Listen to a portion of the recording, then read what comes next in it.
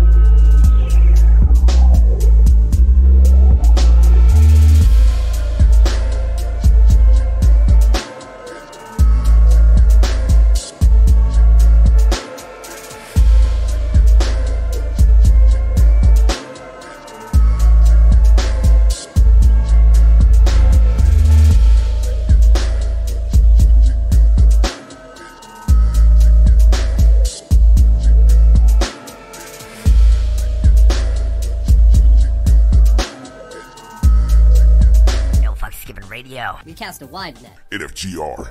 No fucks given radio. Where's the fucking Twinkies? The No Fucks Given Hour. Half an hour? 3 hours? Fuck, we don't know. This whole thing might go tits up. Your host, the unknown factor.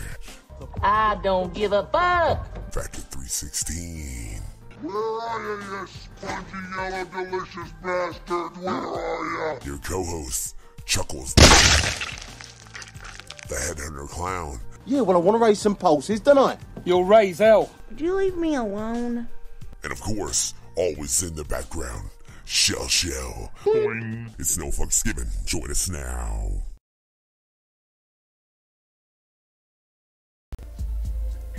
Ladies and gentlemen, we are live. No Fucks Given Radio. One last motherfucking time. Yeah, and then we're out. Bitches, what? Yeah, because we don't give a fuck. That's what the fuck is up. That's how we do. Fucking pop out of goddamn nowhere, pop out like I was trying to make sure I didn't impregnate her. Though I did impregnate her, and technically that's why we're fucking going off the air, because there's going to be a little motherfucker factory in the house, ladies and gentlemen. What's up? Wait. Oh, shit. I forgot to click that button. Fuck y'all. Y'all didn't even see me while I was saying that. Not that it's really relevant or motherfucking important, but this is the No Fucks Given Hour. The final edition.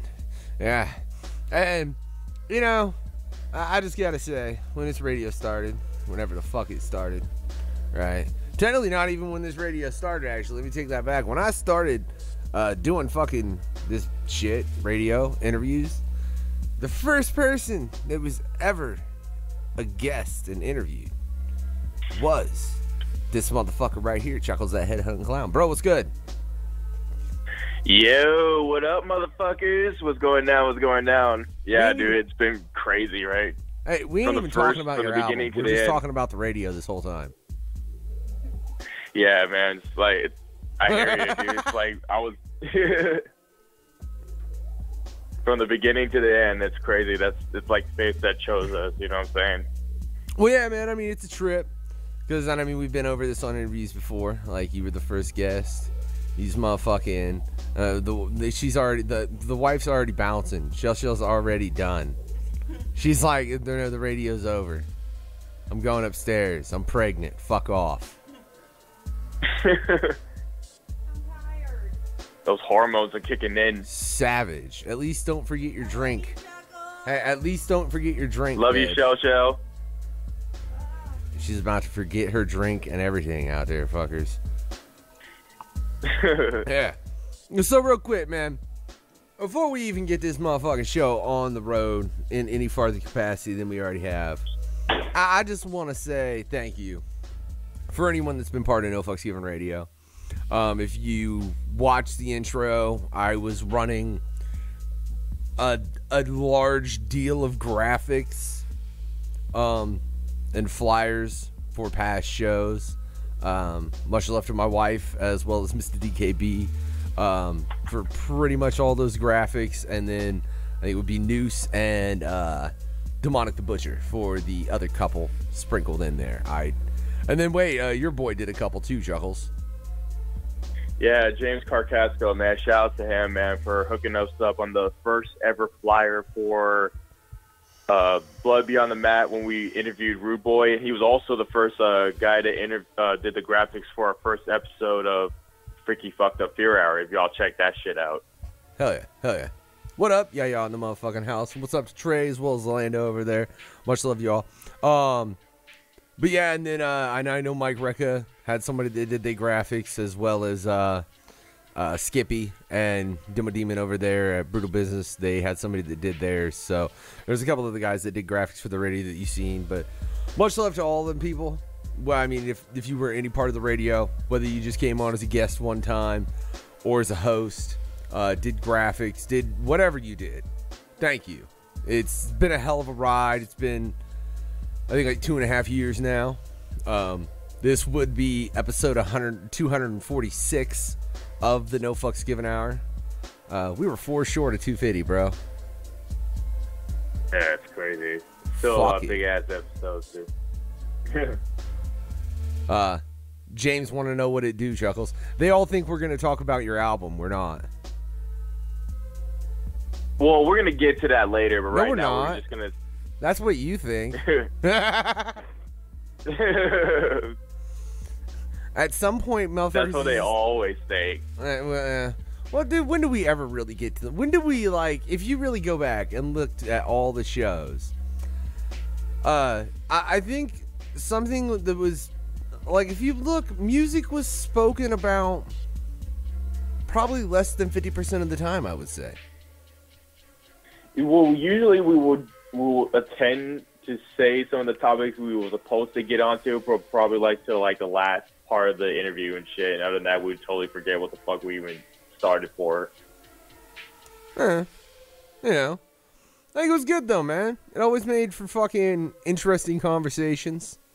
You know, I mean, God knows I never thought that I would end up having a fucking conversation in regard, like, in just entirely about aliens with someone that's profession was pornography. And just right, aliens. like how often you ever see a porn star ever get into like aliens and shit like that, you know what I'm saying? I mean, I don't know, you know? And you guys, like I said, you guys can go check it out. It'll always be up on the YouTube. If you want to go check it out on the site, do it quick.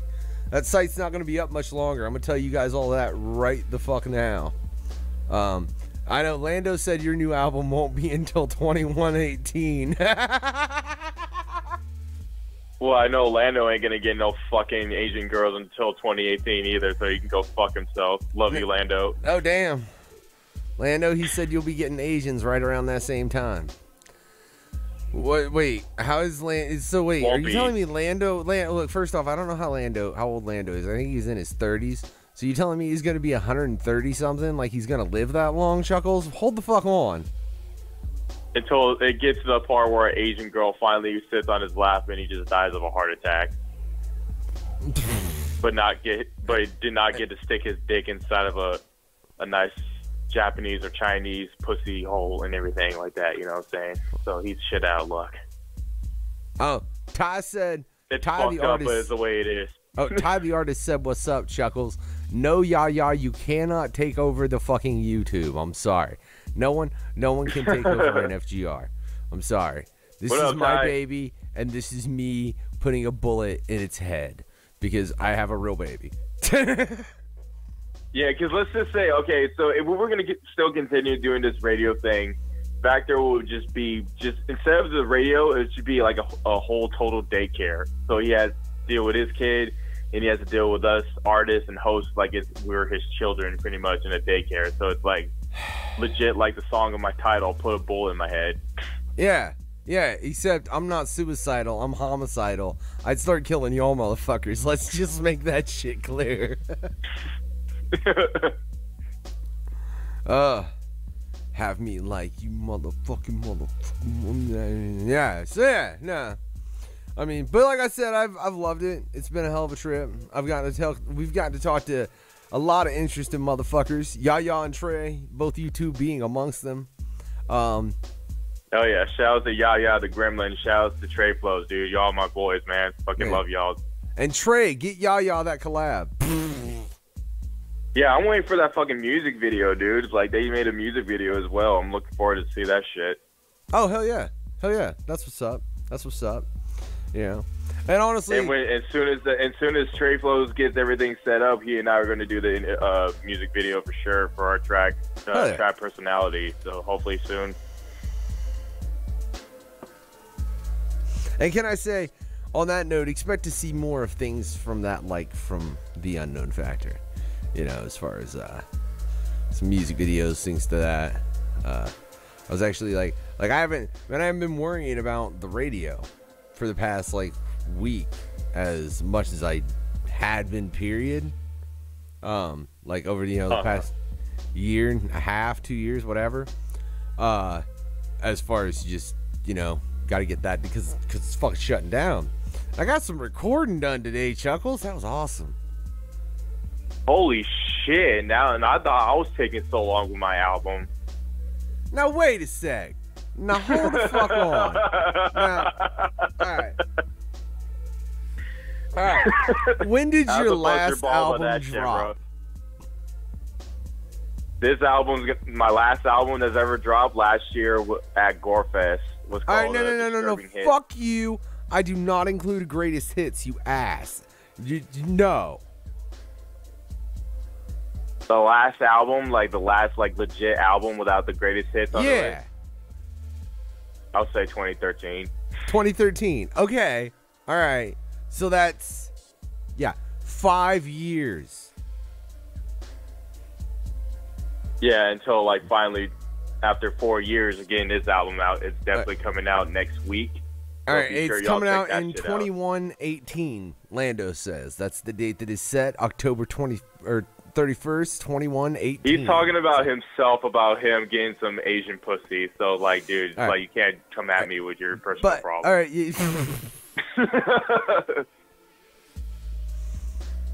Oh, Jesus. Lando, you're more than welcome to. But hey, but that's at 9, so don't get all preemptive and jumpy on me, motherfucker. But no, that's let me see. I put out Birth of the Unknown, 2016, I want to say, maybe really late 2015. But currently, got 2 projects in the work. One of them being a solo project, I'm about halfway done with. I've got a couple things I got to do here and there, and the other one being a group project with Mr. DKB of No Fucks Given Radio, one of the guys that did an abundance as far as adding music to the server, graphics, all this. Him and myself are putting out a joint fucking little tape. It's coming together really well. Got Noose on all the fucking beats. Actually, Noose and DKB, because DKB did quite a few beats on there as well. That's coming together really well, So fuck you, man. I ain't slow. Yeah, slow to get some new songs out. That's one thing. Hey, what? No, man. What? You think first off, let's just clarify. If you've really listened to No Fucks Given Radio, you have heard songs from The Unknown Factor that you didn't hear anywhere else, and you really can't go find anywhere else. They were I played them once, and then fucking I'll release it when the fuck I drop the album when I want to do it properly, because I'm a dick. Yeah. It's kind of like playing Pokemon Go. You're trying to find that certain Pokemon that you're trying to capture your whole fucking life, but it's in a certain area that you're never going to find until finally it's that day. That's what I never Lando's played the thinking about motherfucking your game. fucking album. I know he's a fan of it. I know he's excited to see this get released on Halloween. The hell took you so long? Dude, it's like the whole 4 years, it's been one hell of a fucking ride, dude. It's like, long story short, like, I was gonna release this album back in 2015, but ever since, like, Gino Colshit passed away and my good friend Brandon Crawford passed away, you know, much condolences to both of them. It just legit made me have to stop music, dude. I thought about even quitting because of that, because those two were my closest homies, you know what I'm saying? So I had to take a break from that year to keep till my sense of sanity has finally come back to me to actually get some influence back to music and everything. So by 2016, I thought about releasing it then, but that's when I finally got to start doing shows and shit. Like my good homie Omen, shout out to homie Omen for getting me on that Merciless Assault Tour shows. That was like my main priority. It's like, you're still going to get a lot of notoriety on the internet, but motherfuckers want to see you live on stage. So I was focusing on getting that shit out and start doing more shows until finally I get that notoriety I finally gotten, you know what I'm saying? Shout out to everybody that's ever catch me live on stage here in San Jose or at Gore Fest, you know what I'm saying? Love you all to death for that shit. So I finally got to do that, start doing more demos, like songs, start releasing more like singles before I even get back to focus on the album itself. And in 2017, I thought it was going to be the day where I was going to release it at Gore Fest, but instead it's like some of the tracks I was looking back at it was, some of them were whack. I had to like re-record everything. Some of the remakes, some I had to actually record some shit, and some I had to rewrite some shit. So it was like, fuck. I legit had to like, it was like a reprocess shit. You know what I'm saying? Like when you look at shit that you thought you were gonna do for this album that you thought was gonna be good, but when you look back at it, it's like, dog, why the fuck I thought it was good? Yeah, cut this shit. Yeah. Keep this. Cut. Keep it. Fuck, I'm gonna kill myself. It was like that, you know what I'm saying? It was like the whole process of it. It was so fucking bad until finally 18. Now this year, I finally got everything settled up the way I want it. Not gonna do any change ups. If I do it again, I'm legit gonna slit my throat. Nudge, nudge. Anything and like that. Yeah. So it's definitely gonna be coming out next week. No, yeah, man, I feel you. Hey, shout out Ty, much love, man. Go have a good night. Yeah, to cut out, you got to go teach class, Chuckles. But no, man, I understand you on that as far as going back. But I think as an artist, and I mean I say this as an artist, there's a point, because you could always look at whatever your project is, whether it's what fucking Chuckles is my co-host. Lando is just. Hold up, man. I'm dealing with that shit, Lando. Get the fuck off my back. But no, as an artist, man, regardless of what you're working on, whether it's a canvas, a beat, you know, lyrics for a track, whatever it is, you can always look at it and be like, oh, it needs a touch more and a touch more. But at a certain point, you have to decide it's done. Even though as an artist, you're never really done with your creation. Like, I can go and look at the first tracks I recorded, and I'm sure you can do this too, Chuckles, probably even more so than me, and be like, man, I wish I'd have done that and that instead of this and this, or I wish I'd have done this there, I wish I'd have had that there and this, you know what I'm saying?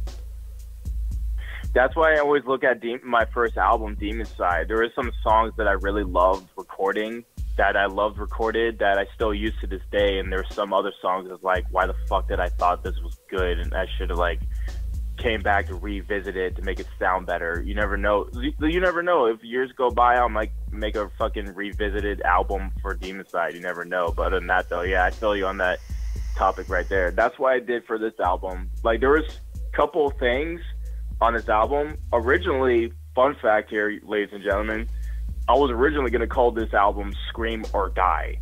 But when I figured out it was sounding more like a track title, I decided, like, fuck it. I might use this for, like, a demo sooner or later. And said, hey, how about Mind of Evilness? Oh, that's a dope-ass fucking song, nigga. Like, fucking use that shit. So I was like, fuck it, let's do that shit. And there was a couple of people that were supposed to be on that shit, and I'm not going to mention this bitch-ass nigga's name because you already know who he is, that I personally hate. He's supposed to be on this album. You already know who that person is. If anybody knows who that person is, then you already know. He was supposed to be on this album, but he turned out to be a little cocksucking, little egotistical bitch who insulted me and my producer because he thought I fucked up his vocals, which I didn't. And if he hears this, I don't give a fuck. So I ended up cutting him and just replaced them with Sane and Legacy. Shout out to both of them for killing this shit on the song Tales from the Damned. And yeah, so it is what it is. People come and go. Wait. Why the fuck did you not get me a track to play for tonight off this? You didn't ask me. See, ladies and gentlemen, I gotta babysit these motherfuckers. That's why I can't do it and have a real goddamn baby. You did not ask me if you don't want me to play this one song. It's like you can check some shit out on SoundCloud. You just pick anything. You know, I'm just really giving you shit, bro.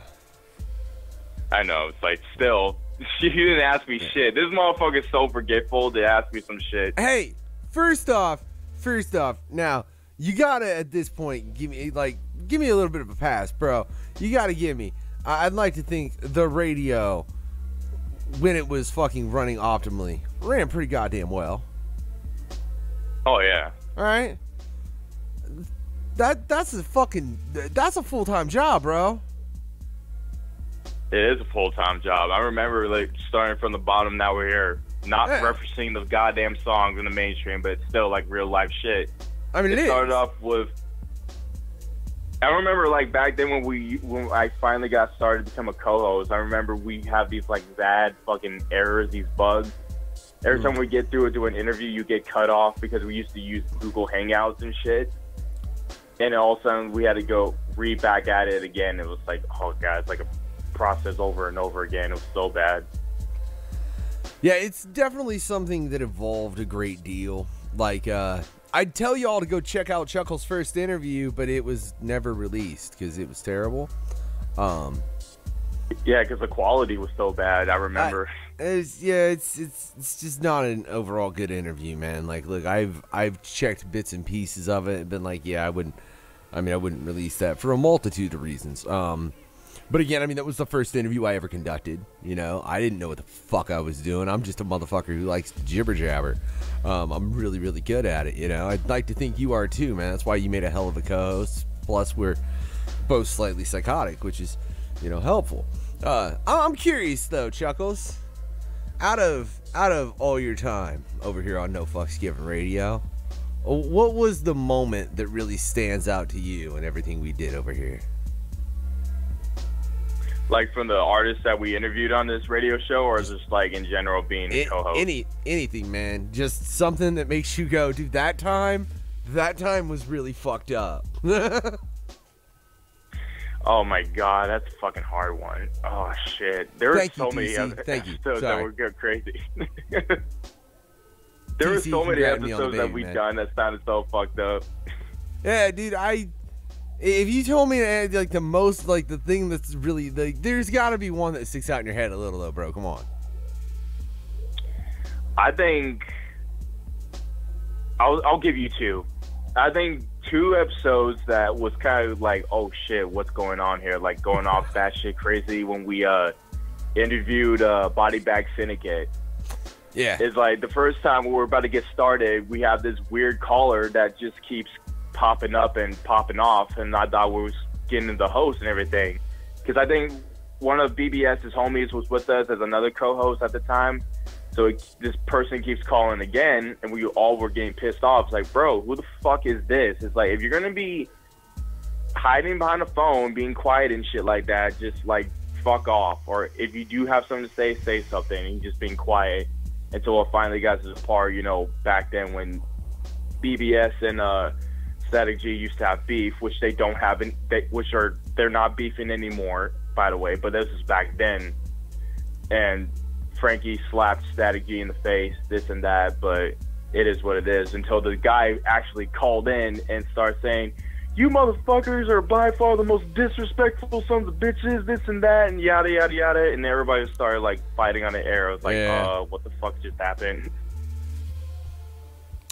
Yeah, it was kind of crazy shit. No, dude, but if you want to talk about fighting on the air, nothing was as bad as the round tables where you got fucking like Big Will and CPN, Chuck Reeves. Shout out to all you three, you fuckers. But when you got all them fuckers, like, dude, it got ridiculous. I was happy I was not involved with that fucking interview. Wait, you were in part. Wait, weren't you in part of one of those? Not for one, no. Oh no, not. I like how you're like not the one. Because I remember you always messaging me, motherfucker. You say, bro, you have to get on this shit. You have to. And I was like, no, dude. I have so many. It's because I needed a fucking. No. Look, and fuck you for that a little bit, Chuckles. Right? Because you understand.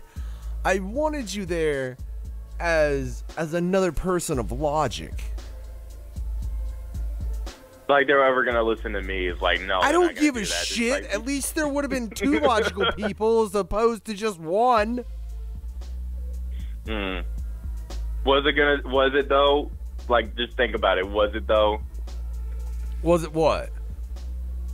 Was it gonna actually work? Like being the logical man, just try to talk some senses. I mean, no, it don't. Are you shitting me? Like fucking last time I had CPN's ass on, he wanted to fucking just talk about the fucking, he just wanted to be a disrespectful piece of shit, saying he was going to be an edgelord. And then when I went farther than he was willing to, because understand that I'll go farther than most of humanity. It's just, a curse and a skill and a blessing and something that I really hate sometimes, but that's besides the point. He shut the fuck up and kept going back right to his bullshit, but every time it was really funny. So no, it's not. But again, I would have just liked to have had another logical motherfucker there if that's okay. No. God damn it. And also, I would say one more thing. One more was kind of funny and memorable is when we got Green Jello to rage quit. It was so fucking random. It was like, I didn't know we were pissing him off when we were mentioning about his old band and shit. He didn't say, like, don't say this and that because these guys are assholes and shit. We just kept on going. You want to know what that was? I'll tell you exactly what that was, Chuckles. Is because his old band was ostensibly a lot of them became Tool. Yeah. And I am a fan of Tool. I am a fan. I do not have the CDs I would like to nowadays. I used to, but that was when I was younger, and I've lost them. I still have the music, I just don't have their CDs. But I'm a fucking fan of Tool. I'll sit and bump the fuck out of some Tool.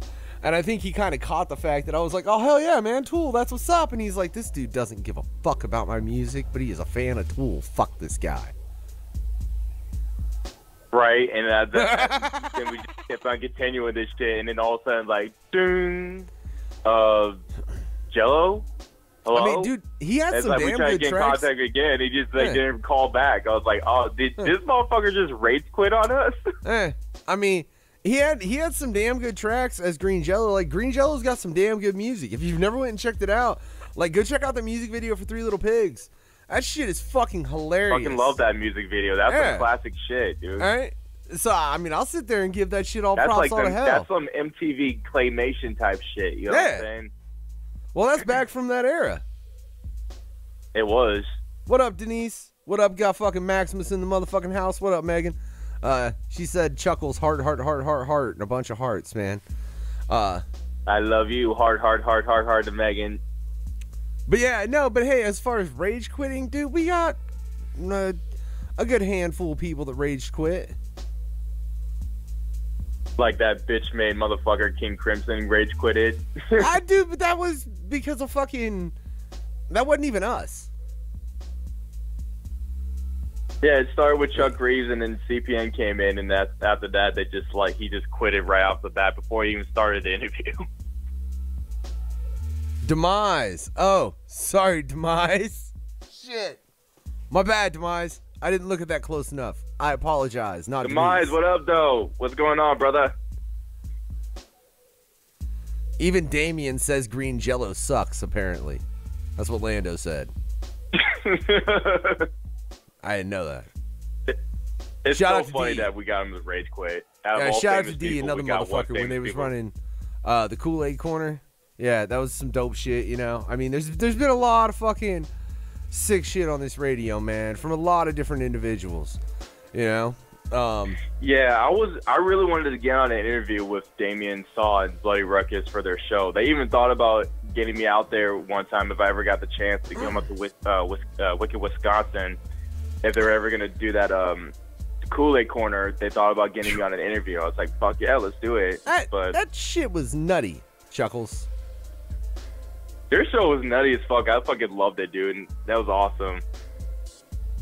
Oh, he said, hey, Demise said disturbing behavior is his favorite Shrek. What up, James? But fucking... No, man, but hey, back to the Rage Quit. Yeah, dude, how many people we ever... See, but that was never our thing. That's what I think is funny about when people rage quit on No Fucks Given Radio. Is, I know there are people out there that do podcasts and such, and they like to make people rage quit. Whatever. If that's your fucking, if that's what you're into, bro, jerk yourself off. I don't care. But it was, I mean, it's never our goal. It was never our goal. Like, I never set out during an interview to piss anybody off, except maybe I wanted to tell King Crimson, like, I just kind of wanted to be like, dude, what the fuck are you doing? That was the main question everybody wanted to do. He's just trying to pull off another fucking Cash Me Outside girl type shit on Dr. Phil and fucking failed.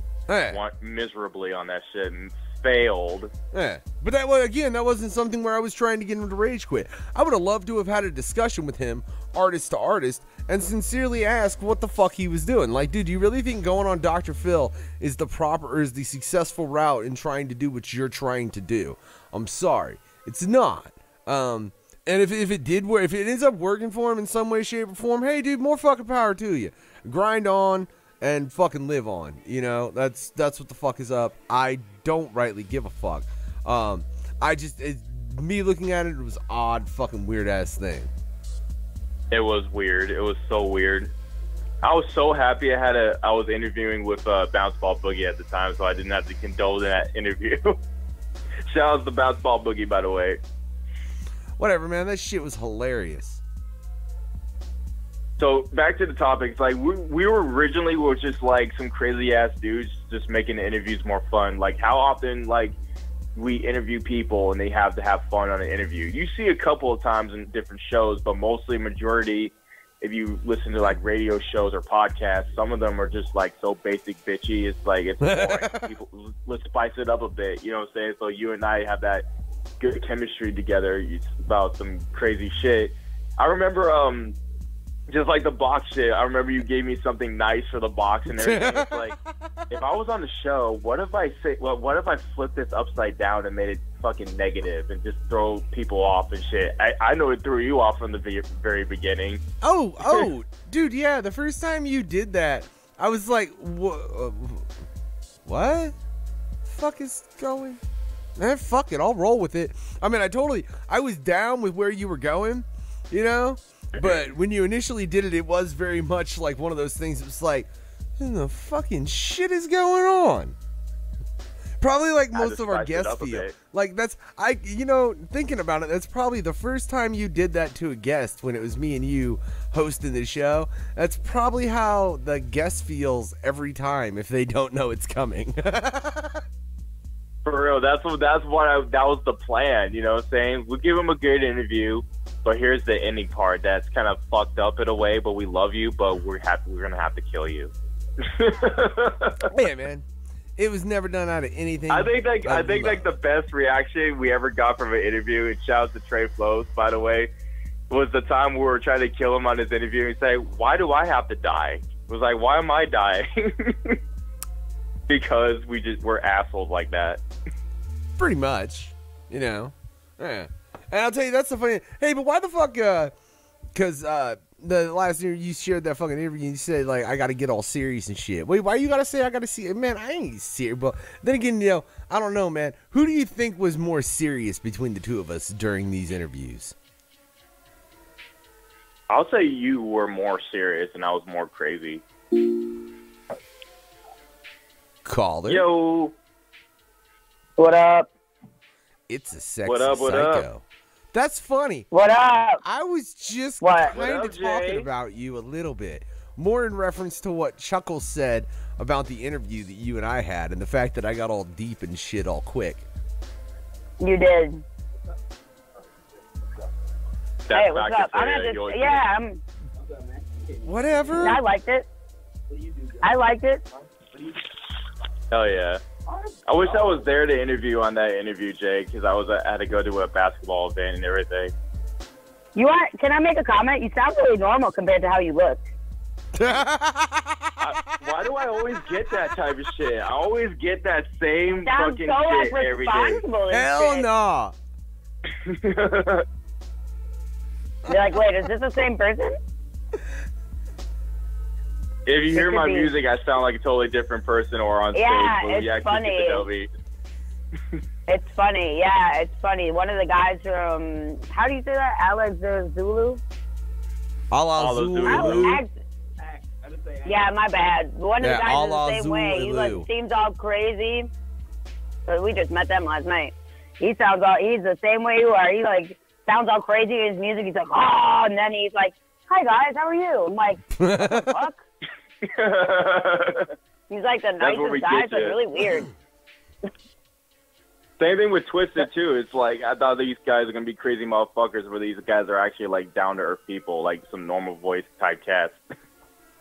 Like, yeah, we can grab some Jack in the Box. No problem. Lucky. Yeah, no, they're just like, yeah, I mean, everyone, it's funny because I really think like a lot of artists have like alter egos like that.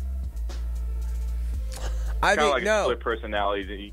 No. Yeah. For real quick, for everybody that didn't catch it, that's the Sexy Psycho, ladies and gentlemen. What's up? She's in the motherfucking house. But I don't think it's something with artists. No, I think most people just have an alternate personality. It's just artists have a more willingness to accept it. Yeah, that's true. I agree with that. Exactly. I just had multiple of them. We won't get into I the know. number I've of been checking you out. personalities. I'm a huge fan of your music, by the way. Oh, thank you. I appreciate that, dude. I just don't want to get into Yeah, the number of My personalities on this call. homegirl, Oh, the numbers video? Yeah.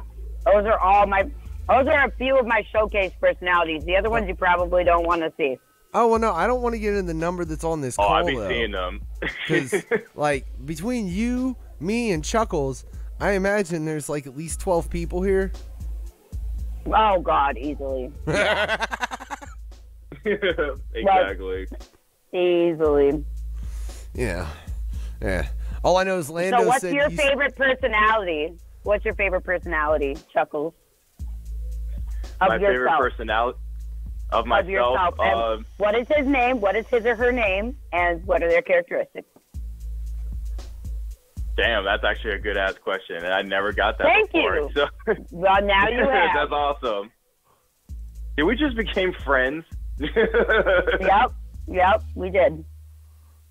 All right, favorite personalities of myself, I'll probably say just Chuckles in general, because if you all know me, my real name is Cameron Carr, by the way.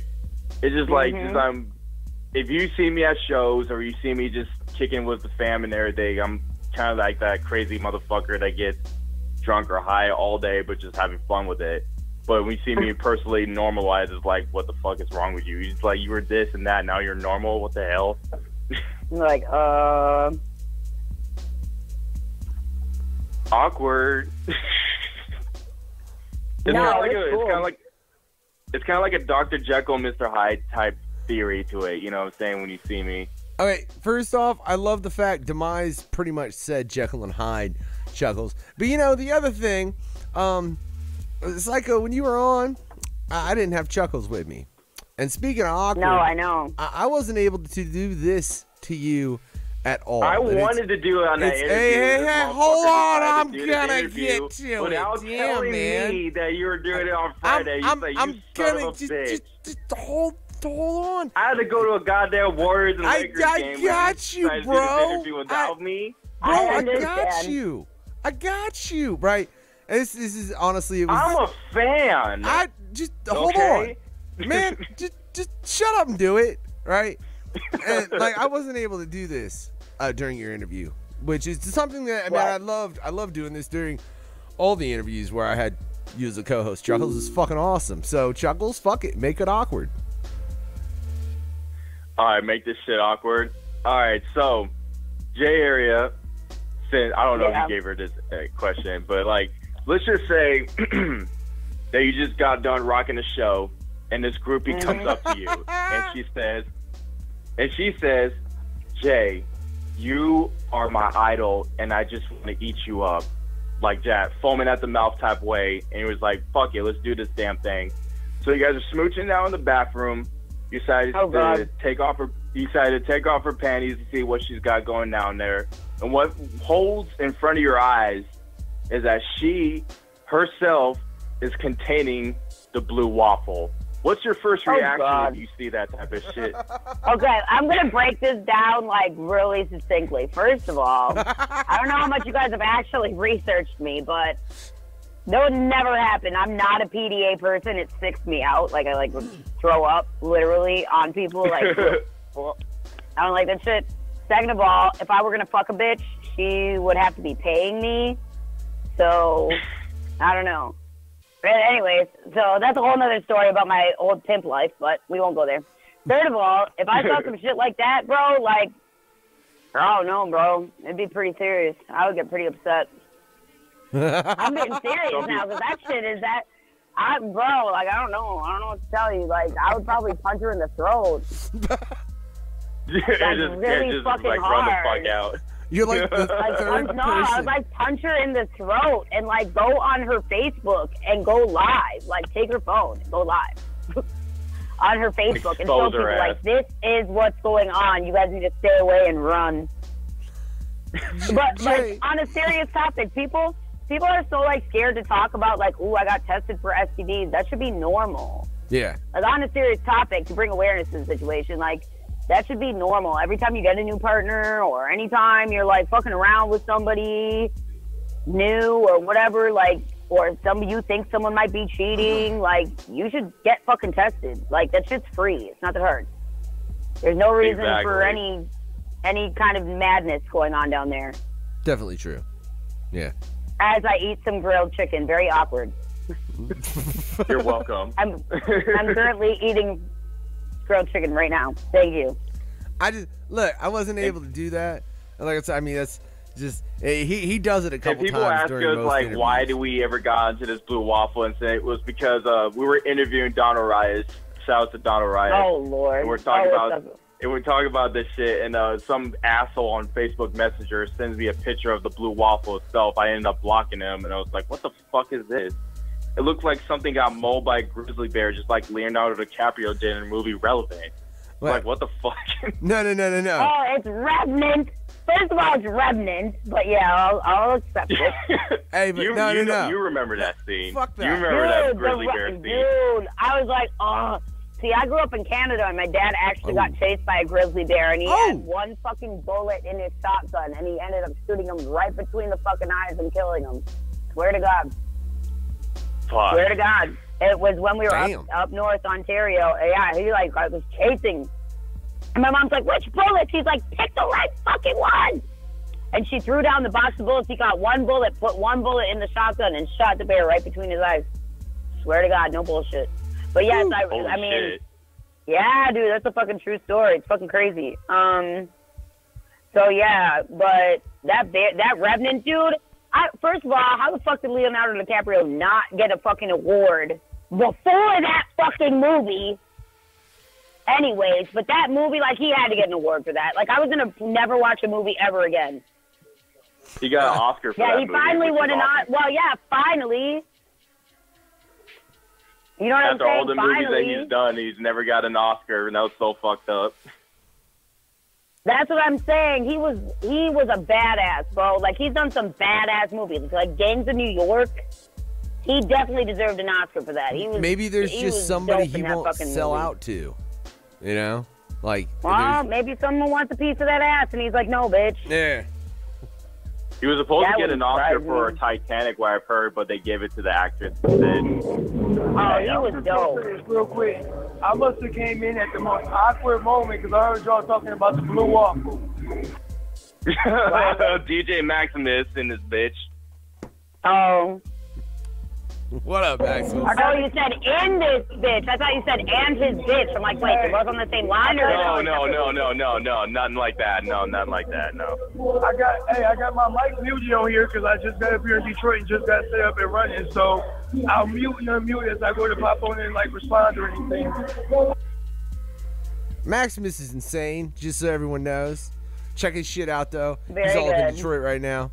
I know they fucking putting him work out at shows. I know you fuck catch him all over the place. He's just making sure he gets out in the motherfucking bout. So make sure you find his ass. Shout out to another motherfucker that just recently started the show and unfortunately wasn't able to go on that far as just because, you know, we had an unexpected pregnancy and life did what it did. So we're playing it how we're playing it because I'm sorry, I really don't want to quit music. Fuckers, that's pretty much what it boils down to. And if I continued this radio, well, my albums would get postponed like a motherfucker. Like, my albums would get postponed worse than yours, Chuckles. Hey, I had personal reasons why I postponed it. Like, yours is What, like motherfucker? A baby in the personal reason? Yeah, that's pretty personal. Got him. I know it's serious. I know family always comes first, no matter what you do. You know what I'm saying? Always, family always comes first. Hell yeah, That's hell what yeah. people And need it's to learn about NFGR that shit. family too. Look, like the radio may be no more, but you'll see us fucking with one another and working together doing shit. I promise you, in the future. There will be shit coming from everybody from NFGR. Where I mean, you could have just did like one episode a month. That's one thing. I mean, you don't have to do it every week. You could just. Okay. Okay. You just Now, told okay, your Jay. ass back Okay, here. Jay. No. Okay. Yeah, I did. Okay. I did. No. This radio is an expense. Yeah, I know. That's I the know other it. thing. As is my music. So again, it was a choice. Because as is a baby. Yup. I know? know that. And I mean, Oh, yeah. Wait until they get like 10, 11 years old. You're going to be like, oh. no, I know we already got a 10-year-old. Oh, yeah, okay. Yeah. You're right. We got you're the right. 10-year-old. I got a 10-year-old niece right now, so I know the experience. Yeah, they're crazy at that age, you know? Yep. So yeah, I mean, I fully expect it. You know, It's and just yeah, like thinking about it now. It's like, God Jay, damn, I'm so old we now. thought about it, Jay. We really did, as far as just trying to move it back. But I mean, it's the whole thing of the fact that it's an expense as well as time consuming as hell. I mean, I'll tell you right now. It is. For everybody, and I mean, it's the fact that too, I would rather honestly, personally, I would rather do my music. That's just Right. but that's what Well, I it's would your rather passion. do. You know, it's like I went on earlier. I got 2 projects I'm in the middle of right now. I intend to have them both done, and if not out, in the effect of getting released before my child is born. So I've got 7 months to finish that, which isn't going to be a problem. But yeah, I want to make sure that's there. And like I said, I know there's several other shows that run. I know Skippy and Demo over at Brutal Business. They're going to be starting their Shout out own. to Skippy and Demo. Yeah, they're going to Skippy and Demo. What did I say? Skippy? Yeah, you said Skippy. Okay. So yeah, Skippy and Demo over there at Brutal Business Entertainment. They're going to be starting up something and continuing their show. I know I've seen Skippy posting about it. I also know that Everybody Eats with Bobby Waters is going to continue on somewhere. I don't know whether they do that together or what ends up going down there. I don't know at this time. I know it will continue there in some capacity. Just, I mean, I was running, we got the No Fucks Given Hour. We ran pretty much once a week. Comic Book Oblivion, Aliens Ain't My Broadcast, Talk Snuff with Team Snuff, the Freaky I know, Fucked I'm Up gonna Fear miss Hour, that Blood show. Beyond Shout the out to Mat. Lynch too, man. It's like he loved doing that show, Team Snuff. Talk with Yeah, Team Snuff. And hey, not to go back to the Blue Waffle, but holy fuck, y'all want to see like Oh my one of God. the best reactions Oh, to the Jay, Blue please. Waffle? If you once this interview is done, please go on You need YouTube fucking and check Jesus, that man. Lynch's No, look, Lynch's Jay. reactions to that video. It's so fucking Speaking of hilarious. Aliens Ain't My Broadcast, is there any way we can like maybe possibly get people to keep that running if we put it together? I mean, if you want to talk to Huh? DKB Maximus, that is totally between you two. So it's a yes. But that is totally between you two. Talk to me about that shit at a later point in time, and we'll see what we can do. I don't fully know, man. My future at the moment, I'm more concerned with, like I said, these 2 albums, and the birth of my child being first and more than anything. Just, I've got a fucking kid coming. My wife's pregnant, y'all. That's goddamn nutty. It's gonna be a little factor. Yeah, that's crazy. I don't know if the world's ready for a little unknown factor. That's cute. Before we got started the interview, he told me about the bad tragics of how it got started. Shell was like, "You just gave me a pot belly, you son of a bitch. You just made me into a monster." That's funny. Oh yeah, no, we were talking about this. And Jay, you ain't got no kids, do you? Yeah, I do. Oh, you do? He's So 10. does Yeah. it go through that whole He's thing? really like self-sufficient though, so I don't know. Well, She's but like really when they were smart. younger though, did you go through that whole thing with their father where you're like, "This is your fault," and then when you have it, you're like, "Oh, thank you for giving me this precious bundle of joy." Oh, it's a long story with my baby daddy. He was pretty much insane, and he's got a shit ton of money, but he said if I wouldn't marry him and become like a weird ass stay-at-home wife type shit, that he was never gonna see my daughter. He's never even seen my daughter. He pretty much told me to fuck off and go to hell Well, and die. That's He's never a piece given my of daughter shit. a dollar either. Yeah. Yep. Yeah, I'm That's sorry just about a piece that. of shit, and I am Well, it's sorry. okay. He's a piece of shit. And, like, she's got the rest of her. Like, she's got my side of the family really loves her, so she's got everything she wants and needs. So, I mean, she's not Exactly, wanting as for long as- anything, you know? He's the one that's going to have to deal with that when she gets older. So, do you see why it's so easy to get serious with me? I've had such fucked up shit happen to me in my life. It's like, oh, my God. Hey, as long as she's like in a great family. Like, you make a joke, and it's like, wouldn't that be fucked up if it's like, yeah, well, it kind of happened to me. Like, oh damn, I'm sorry. It's like I just Right? can't Like, make now I jokes when Jay's understand. on Like, the line. it's like now I heard you. That is what it is. Make jokes But with yeah, I Jay know on the what you line. mean. She's like, Like- hold on, what'd you say? Here, let me tell you some fucked up real life shit. And I'm like, I was trying to be funny. Let me tell you some real shit. Let's get some on some real shit. I mean, some reality shit right now. Yeah. I swear to God, my life should be a reality TV show. It would be like, what the fuck? Like, how have you not killed yourself yet? I don't know.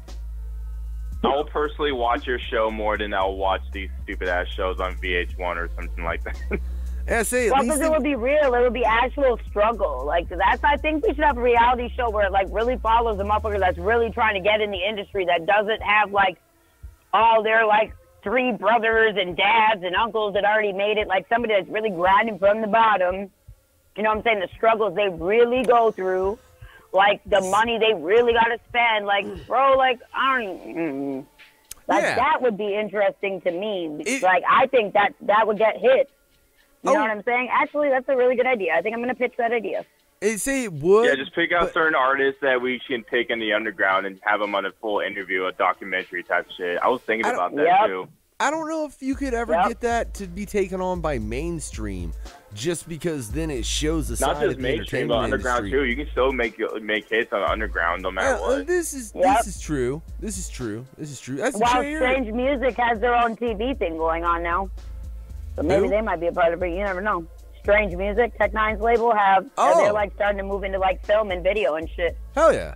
I didn't know yeah. They can pretty much do everything on Strange Music. Well, I mean, I'm surprised they didn't start doing film before. Like, they're coming out with, like, a short film starring Tech Nine and shit, so they're, like, fucking around with short films and shit right now, but, hey, man, you never know what's going to happen in the future. I still need to go out Stay to tuned. Kansas City. I still need to go out to the compound, man. I'm so eager to see that shit, for real. Mm-hmm. Now I heard they're making a new headquarters. If it's already made already, it's like it's supposed What, to be in much bigger than LA? the first one. In LA? No, Kansas City, Missouri. I mean, I know they've always, like, expanded, and they have, like, a whole brewery and shit now. I know, he's sponsored with beer. It's like, you son of a bitch. You just stole my dream, you mother... Oh, yeah. Okay. Funny. Yeah, they're doing a lot of shit. It's fucking crazy. A lot of shit's changing over there, so... And people still say the mainstream label, and no, it's still underground. Because, like, it's underground. It's underground, yeah, but it's like, so the only thing that's not really mainstream about them now is, like, they're not really on the radio. I don't know. Hey. There's a lot of stuff that's different over there now. You know what I'm saying? Like, look, hey, they were on No Fucks Given Radio. That's true. Yeah, Strange Music. I bump that shit. I fuck with Tech 9. Shit. Oh, no. I mean, like, oh, I know like, some mainstream bullshit. Like Kiss FM, like syndicated mainstream, top 40. That's, I think, what people mean by, like, mainstream is when you're on top 40, like when you're on, like, Kiss FM. You know what I'm saying? When like, your song's getting played 20 times a fucking day. Yeah, 20 times a day. Oh my God! If I hear fucking Cardi B one more time, I'm gonna actually commit suicide. See, and look, thank you. That's I am not the only one that feels this. Thank you. We are now good friends. This is why I don't listen to fucking radio. Realistic. Yeah, this is why I don't listen to radio, and why I preferred NFGR. You could have, I guarantee, for all you fuckers out there listening, and if you want to prove me wrong, fucking prove me wrong. I almost guarantee you could tune into the radio for the next 2-3 days until we actually fully shut it down. And you're probably not going to hear the same fucking track except maybe once or twice. Right. You know, and that's just straight listening. We always switch it up a bit. Like, I don't know what the mainstream shit, they always repeat shit all the time. Like, I feel you on the Cardi B shit. If I hear another song of Kodak Yellow, I'm legit going to commit. You don't even know how to say it. I love that. I just hate the beat. I love how you itself. say you don't even know how to say it. I have to walk away. Run. This is why. Run, young child. No. I can't listen to the radio for that shit. I can't. Hey, yeah. So I remember them days when I used to listen to the radio when you used to have good music. Nowadays, when you hear this new shit, it's like, what the fuck are we living in now? Yeah, I get you. Hey, so I'm literally in the middle of a recording session now. My engineer just got back here. Shout out Valley of the Kings. That's where I'm at. Hell yeah. Billy. Hell yeah. Yeah, I'm working on this album. He just did a little dance, but you can't see it because we're on the radio and it's audio. But yeah, so I got to get back to mixing this album because I got this. Well, I just did Twisted last night. I had a studio session, then I did Twisted. I performed with Twisted and all them, and then I'm back in the studio today. Then I got to fly out at 6 o'clock in the morning to go to Chicago because I have the Twisted show in Chicago too. So hell yeah, keep doing your thing, girl. I'm gonna be checking you out. Hell busy. Hell yeah, Jay. Oh yeah, everybody just keep in touch with me. So wreck that shit, and I definitely will. It's been a pleasure. Thanks for being part of the insanity that has been No Fucks Given Radio. Sincerely, I love, bro. Holla at me whenever. Yeah, much love, always. Hell yeah, especially on my last interview. We definitely got to do some music together soon. Hit me up. Definitely. All right, bro. Y'all be easy. Have a good night. Much love to you. Keep grinding. Peace out! That was Jay Area, everybody. Hell yeah. Look, go check out her The music. Sexy Psycho. It's fucking dope. Just type in The Sexy Psycho on YouTube. You'll pull up all kinds of shit. The track she was talking about, Numbers, is dope as fuck. And the music video, I'm a fan of it. Plays off the Brady Bunch. I think it's fucking fantastic. I know. I've seen it. It's hilarious as fuck, and I love the song itself. Yeah, that shit is fucking hilarious, man. Did I just hear a ding? No, you're good. I don't know. DJ Maximus is with us. Oh, no, we're good. Whatever. All right. Let me ask you something, Chuckles. I mean, we've gotten to talk to a lot of experienced artists, you know? I mean, people that are fucking, they're making fucking waves in the underground. A lot of them. I'd give a fucking list, but fuck y'all, that list is too long. Fucking just watch the beginning of this feed and look at all the fucking people we interviewed, because it had like fucking everybody pretty much. I think I got everybody up there. If I missed anyone on those flyers as far as that, I can't give all you all individual shout outs as far as everybody's interviewed. I'm sorry. But they all should have been at the very beginning of the show. Much love to all you fuckers. But out of all the experienced artists we talked to, man, like, did you really learn anything? I'm curious from any of these artists. Like, are there any bits of knowledge you took? And if so, Chuckles, what? Oh, man, there was so many interviews that I actually did gain a lot of knowledge from. Fuck, that's hard. I remember this one interview, I believe, it was talking about the way this person was trying to process through the struggle that he was going through. Like, I forgot what it was, some depression shit, but he said music just kept him going and everything. The more you keep thriving onto his shit and not think about the personal shit, you're just going to keep on going. I forgot who it was, but that was what I learned. I'm still struggling through that same process myself, but like, I try not to think about that type of shit. Just keep on moving it, you know what I'm saying? Everybody has their sad days, but it's like, you keep doing what you do, love what you do, just keep thriving to it, and you say fuck depression, fuck the stress, it's over you now. Hell yeah, that's what's up, man. On that note, I will say we've got myself, Mr. DKB, and Johnny Cyanide have an anti-suicide track that will actually be coming out fairly soon. I've heard a bit of a rough. It's sounding nice. So yeah, that'll be coming pretty soon from three guys that were all hosts over here on No Fucks Given Radio. Let me flip that question, Chuckles. What will you miss most about this motherfucker?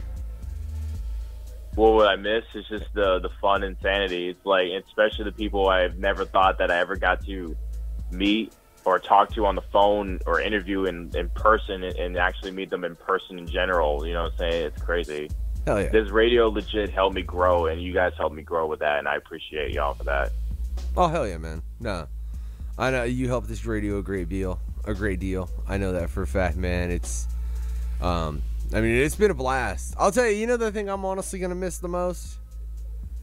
Are the fucked up conversations we would have with people after the show. I know, right? Some fucked up shit, or the box in general. You just see Lando just like crave for the box already. You know what I'm saying? Whatever, dude. He's already calling for the final box. He's like, fucking box, Chuckles, do it. He's demanding I box you, Chuckles. Good luck with that one, bud. Motherfucker, don't fuck with me. You made that. Look, you might have made the You know island, what? It's like Lando loves like having people box in. I just one day see him call in so he can do his own personal side of the box so he can fuck with them. I don't think he has ever done that. Wait, like him. Wait. Like call in and do his own version of the box so we can kill people on this. Oh, so you want him to box someone? Yeah. Well, Lando, you heard him. Call in, bro. That's all I'm saying. And shout out to Lando, too, as well. That motherfucker reviewed a shitload of albums. Yeah, Lando's the best, dude. Yeah. Like, by far our biggest supporter. TC said put Lando in the box. It's a dick move, TC. Fucking... I lost my point, man, because I seen TC say put Lando. Oh yeah, mostly I have to say, if I'm gonna miss one thing about the episodes, like we got to interview the Razor Dolls. Shout out to Mac Hagan, shout out to Venom. Always, like they help us thrive to this shit, man. Hell yeah, the Razor Dolls were fantastic. I mean, I fucking love their interview. I think that's the other thing, man. Like I can't even begin. Like the people that we've interviewed. I mean, there's so many. Like I could sit here and just name drop for a fucking hour, and I mean, and not even like trying to be a dick or show off. Just be like sincerely, you know, that was a dope interview. This was a dope interview. That dude was fantastic. Like there was an interview with Liquid Assassin that I had, and it was a fantastic interview. The audio was just so fucked that it was inaudible because it was the first time I'd actually used this mic on an interview, that being my MXL 990. and I didn't know what the fuck I was doing. So I fucked the audio up all the hell, you know? I mean, there have been instances like that where great interviews have been lost just because of audio quality. But yeah, I mean, there's so many people I could name that just, they were fantastic to have on, man, including Jay, the Sexy Psycho. I mean, it was a hell of an interview I had with her just recently. And it got really fucking deep. I guess that was the thing about the No Fucks Given Hour. It could go all over the place, like a caller calling in right now. Rekka? You know it's fucking right. Hey, you seen that 303 number and knew it was me, huh? No, man, I didn't even look. I'm just psychic like that. Yeah. I'm here with my lovely wife and co-host. What's up? Yeah. How we doing over there, family? Man, not doing a damn good, thing. doing good, man. We shutting this radio down, Rekka. What's up? Who else is it? It's me? We got you and Bianca in the house, myself, and Chuckklez. Hey, real quick, that's another thing I will say. Shout out to Rekka and Bianca running the Rap Affiliates. That's another show that will continue over on the Rap Affiliates. You act like you forgot that Maximus is here. Oh, and Matt, well, motherfucker, you're all is. muted and shit, and you're popping in and out, and it's fucking hard to remember because you're not saying much, and I appreciate that, though, because every time you unmute yourself, it's loud as fuck because he's in a venue. That's what's up, though. Maximus, man, running fucking mischiefs and shit because, you know, he runs mischief like his name was Loki, though it's not. Loki will have you trying to recycle corn, but that's a whole nother motherfucking story. That's one thing I'm never gonna forget. Recycle corn. Rekka, So, you ever recycle corn? Have I ever bro, I've been poor a lot of my life. No. Up, You like eat it and then recycle it? Oh my god. Yeah, that's what I was getting into. I've been poor a lot of the time, so I had to eat my meal twice. Rekka, shut right the out, bro. fuck up. That's what I'm saying. Hey, I put an objection down right the hell now. We're not turning this back into the corny interview again. We're not doing that shit. We are not going out on the corn shit again, damn it. I'm just saying, this is the only thing I'm ever gonna remember by for this radio is when we got into like, you know what, Tractor, I'm gonna learn. That's the one thing I actually learned from this radio is like I never knew that you can recycle corn. That's one thing I actually learned. I mean, dude, I don't think it would be healthy to recycle. Just for all you fuckers listening, whether it's live now or like 100 years from now, I don't give a shit. I'm pretty sure you cannot eat your corn, then shit it out, clean it, and eat it again, and it be nutritious. I'm pretty proud without any scientific. It's like I'm testing. gonna listen to corn, and I'm gonna eat some corn, and after that I'm gonna shit out corn. I mean, that's fine as long as you don't wash the corn and then try to eat it again. And no, TC, no one wants peanuts. So you're supposed to wash it?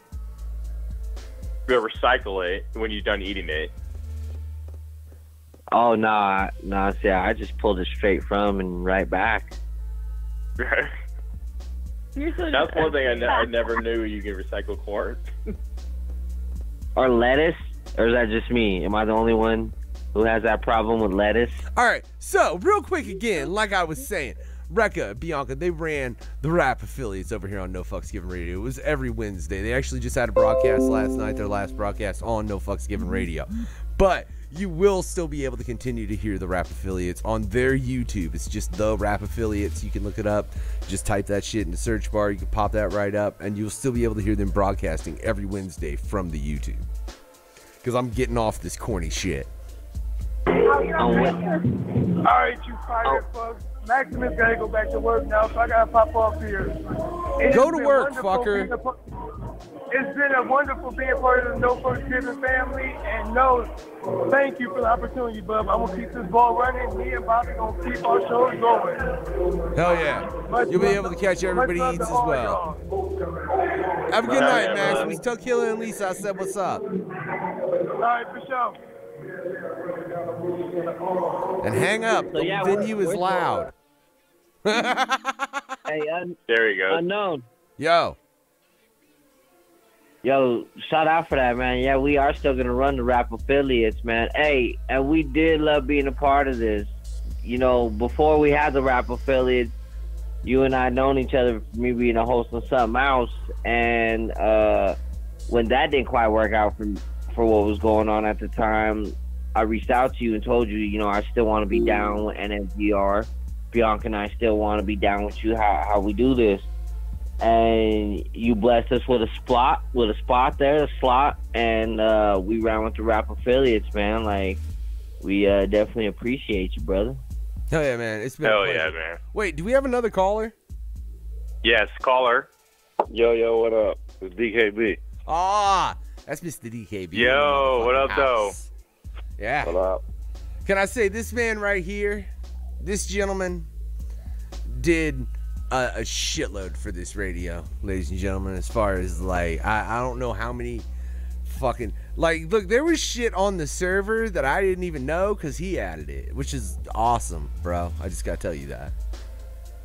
Oh yeah, man. Have fun. Yeah. It Like, was fun, man. I'm like, who the fuck is this? And then, Fucking like, A, dude. I'm sitting listening to the radio one day, and I'm listening to this track called Kill the Fetus, and it's by Dice. And I'm like, what?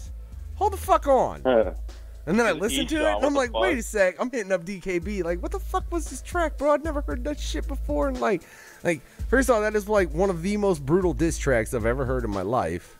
I hope I'm not reigniting a beef or anything saying all this. No, that's probably the best diss track ever. You're right. Yeah. So, I mean, even you doing that. And then, dude, the graphics you did. I don't even want to. Jesus Christ. That's why I showed off all the graphics. Not all the graphics. Even, you know, I mean, it was a headache at sometimes, but it was just, you know, doing all this shit and the music in the underground and just fucking working with people and all that shit. It just made it worth it, man. Hell yeah, Doug. Yeah, it's been a pleasure. Like I said, and I mean, I continue, like, fuck. I know for a fact, I'm gonna say some shit right now because like I said, I was recording earlier today. That's what the fuck I did today, man. Because, like I said, You feel so happy about himself. He finally got to record again. Dude, I really am, bro. You don't even know. But it's funny because I got Rekka and DKB on the motherfucking line right now, and one of the tracks I recorded is for a project with DKB featuring none other than Mike Rekka. Oh, hi, about fucking time. What, motherfucker? I'm waiting on your verse. What the fuck you talking about? Tell his ass. That's true. Or wait, did I need true. to? I mean, I can get you that rough technically first because probably, like, based on the whole concept and everything of what it is, it might be better for you to hear that like that, and then even if, you know, whatever. Yeah, it probably will, man. So, like, Rekka, I'll get that to you because I intend to fucking work on editing all those tracks and getting them out to Noose. Shout out to Noose. Noose Instrumentals. If you need some fucking dope beats, mix and mastering, hit that motherfucker up. His shit is on point, and he will not overcharge you at all. I promise that motherfucker will come correct in every fucking way. But yeah, I gotta get that, and then I'll get that shit out to him, because I gotta fucking just adjust a couple things here and there so I can get that to them. Then I'll get you a rough to that, man, so that way you can hear that whole fucking track and really get the vibe. Because like I said, I know how you know what I'm saying, you with illegal and blah blah blah. You feel me? Yeah, man, and in fact, I'm actually smoking my bong right now. Yeah, see, I ain't trying to get in. We will say it is a weed-related track, but we ain't gonna get into much beyond the subject beyond that, you know? Yeah, for sure, and I'm really excited. And you said Noose is the one who has the instrumental on this, right? Yeah. Yeah, shout out to News, by the way. Dudes make some dope-ass beats, man. Woo! And he was the instrumental that we used on the actual NFGR cipher that we did, yeah? Yes, he did. Yeah, we fucking killed that shit, dog. Yeah, I liked it, man. That was dope. I'm slacking on my other verse for the next one, though. Sorry, guys. Well, wait. First off, see. Wow. What do you mean, man? Did you not catch? God damn it, Rekka. I'll talk to you about that. There's some shit. Man, he didn't catch that part of what I said in the chat, DKB, because you remember what me and you was talking about. We gonna do that with that and that. Oh yeah. He didn't catch that. I get lost from time to time, bros. I'm sorry. Dude, are you serious? It's easy as fuck to get lost in that chat, especially when Noose. Yeah, I got that chat on mute because it's fucking crazy sometimes. No. Fucking Noose and Lando get on. Then I gotta go back and fucking search through shit. No, fuck that. I love Noose and Lando's fucking 3-4 hour conversations about vaping. This dude, if you go on his Instagram, he'll be vaping his ass off, and he's post up some funny ass memes about what's a good vape, what's a bad vape, and what's a vape that legit would like feels like it's gonna kill you type way. Wait, Chaos, what am I sending you links to? TC wants links. I don't know what you want links to, bro. Tell me, and fucking, I may have you. I don't know. If you might. I've been talking about some shit that ain't even released yet here for a minute though. So there's some shit you might be asking for that I'd be like, bro, you gotta wait. Yo, caller, what's up? No, not much. It's just been a minute since I called in this bitch. Motherfucker. What up, News? Speak News, the fucking what up, brother's bro? name. And, I figured I'd call in while I'm at work, I ain't got no damn customers. So what are we talking about? I haven't been listening. We're just condoling the album Mind of Evilness and how everybody just loves being on the No Fucks Given radio, man. What was your favorite first experience off, being part of the show, bro? We've hardly even talked about a Mind of Evilness, and actually what we were just talking about was Noose. So it's really funny that you just called in right at that time, not even listening. Right. Oh, that's funny. That's funny. It's your boy Noose in the house doing all the hippity hop beats and all the bleepity blops on the computer machine. Yeah, Record was And just getting talking high about on acid while making some dope ass beats.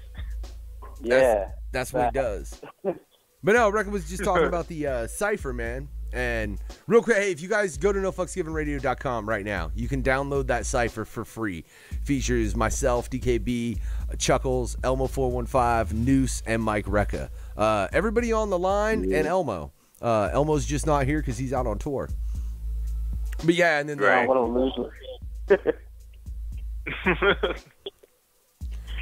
fucking rude. In a way, because I want to see what was his last foot fetish is going to be for this final episode. It's like we're never going to get the chance to talk about it. Oh, man. Dude, I don't know what it is about that motherfucking feet, dude. I tell you what, I told him to send me a picture of him from the waist to the top of the noggin. And what does this motherfucker send me? A bunch of pictures Feet. of his face and feet.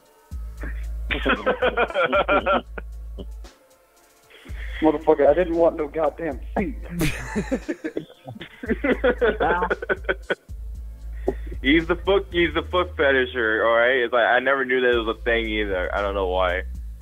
Dude, he is the foot man. I tell you what, I almost blocked that motherfucker on Facebook because I'm like, dude, I ain't into no damn feet. Yeah, this motherfucker, dude, it's just feet galore, dude. He got to make himself a magazine of just feet. You should check out his Instagram. He had a video of him licking off some Hershey's chocolate off of this girl's feet and everything. Dude. Oh, man. Oh, dude, I can't get over it. I can't hate on it too much either because, he did accomplish something with his feet. We are talking about him, and that means he wins. He's the man. He's a fucking. I love Elmo to death, man. Shout out to Elmo415, dog. We still gotta get some more episodes in for Traumatize a Rapper. So if he's listening, we need to get this shit. That's done what I was getting over, ready to ask bro. about, Chuckklez. Like, you guys ain't gonna be like, you guys gonna continue that? You should. Oh yeah, we're definitely gonna continue with Traumatize a Rapper. That shit's too fucking fun. How often do you ever see a YouTube channel where you get to see these rappers watch one of your favorite gory, fucked up movies and get the reactions on camera? Let's just put DKB. Let's just put DKB on the spot. Hey, bro. Yeah. Maximus really wants to continue Aliens Ate My Broadcast.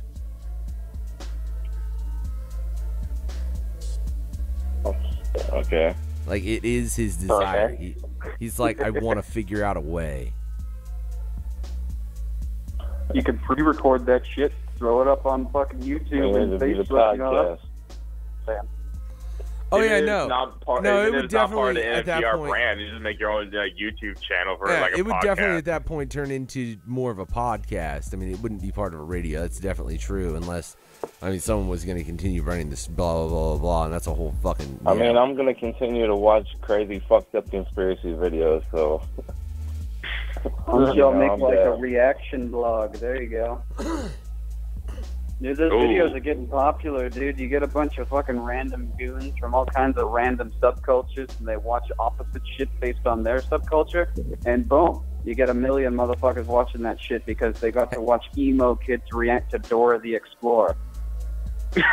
Hey, news. Just so you know, the number is 765-400-0511. Oh, well, it's too late for that. I already done got it now. I just seen that you asked me for it, man. I figured I'd get it to you. Well, thank you. Very appreciated. Very helpful. I try. So now that you know Unknown, congratulations to the rap affiliates, congratulations, and all that baby factor on the way. How many shows are going to continue outside of NFGR? Me and Elmo are still continuing with the Traumatizer Rapper. It's still going to keep on going. So Traumatizer Rapper, you got the rap affiliates. Brutal Business is going to continue. And Everybody Eats is going to continue, as well as I think Maximus is going to continue to do the show that he did, which is Mystical Mischief with Magical Maximus, I think was the name of it. He made that shit on some Dr. Seuss level. He really did, too. And I think, let me see. No, I think those are the only 4 that will continue. Yeah. I know I got Lando saying he wants the Freaky Fucked Up Fear Hour to continue. I know. I wish we can still continue that. We were gonna go do this foreign videos and shit because I really wanted to watch you to watch Tokyo Gore Police and shit. Oh, that's a good movie, Doug. Good movie. I'm still gonna watch those 3 films that we were set to review. I'm still gonna watch them, but I'm not gonna fucking review them. I'm not. Look. You should see his reaction when I got him to watch a Serbian film. I thought he was gonna legit shut down the radio because of that. That's, you know what, Chuckles? I'll be real honest with you. It ain't got shit to do with me being having a fucking kid. It's got to do with the fact that I'm waiting for you sick ass motherfuckers, and by you sick ass motherfuckers, I mean you and Elmo, to pick some fucking movie that's more fucked up than a fucking Serbian film. What the fucking shit is wrong? I'm just kidding, yo. It was around that time. We were both fucking with each other by sending us shitty horror movies each time till it got to a point and say, "All right, motherfucker, do you think you got the best out of the best worst movies of all time?" And I said, "Fucking yeah, dude." I say, "Look, we're gonna watch the Serbian film." I was like, "You down?" Say, "Fuck yeah, I'm down." Moment we got done with the film, I called in. He said, "Okay, first of all, fuck you for having me watch this shit. If we were meeting each other in person, I'm legit gonna give you a fucking Charlie horse that's gonna fucking hurt so bad you would not talk to me no more." That's his words. Oh man, have you all seen Cannibal Holocaust? Talking about fucked up foreign films. That's a good one. I liked that one a lot. I watched that one tripping balls. That was an excellent experience. All I know is I was high while watching it. I'll never do that again. If anybody out there just ever wants somebody to not be your friend anymore, like if that's your goal, is you want somebody to just not interact with you anymore, you should be like, "Hey man, you know what? I just checked out a Serbian film. It was dope. You should go check it out." They'll never talk to you.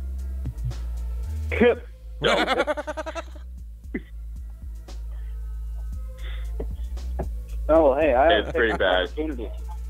Now that I got Chuckles' fully undivided attention here, now I get to ask him on the air with everybody, "Yeah, I want you on my goddamn Terror Trap mixtape."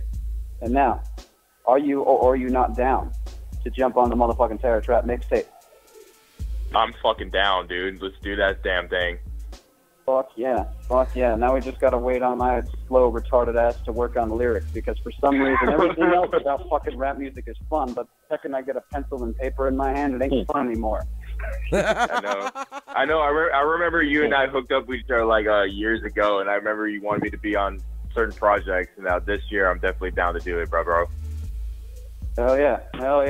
Yeah, I fucked a couple years ago. I'm better now. I know, man. I've been seeing you, man. It's like, that's what's up, dude. I like your beats, dude. Definitely got to work on some of your shit. Hell yeah. Yeah, you got to thank Factor for fucking letting me learn on his material. It took a lot of pretending I was the shit. No, first off, no, Noose, thank you, man, because you, and I say this as an artist to my producer, because Noose is my producer for all you fuckers out there listening. He pretty much mixes and masters all my shit, except I think the only other person that's really mixed anything for me recently besides that would be you. Yeah, nobody else has, and he did a damn good job too. I think they're at this point the only. Hey, don't forget about the homie Dosha Demon, man. Shouts to Dosha Demon. Oh, okay, yeah, Dosha did. Dosha did mix actually quite a few tracks of mine as well.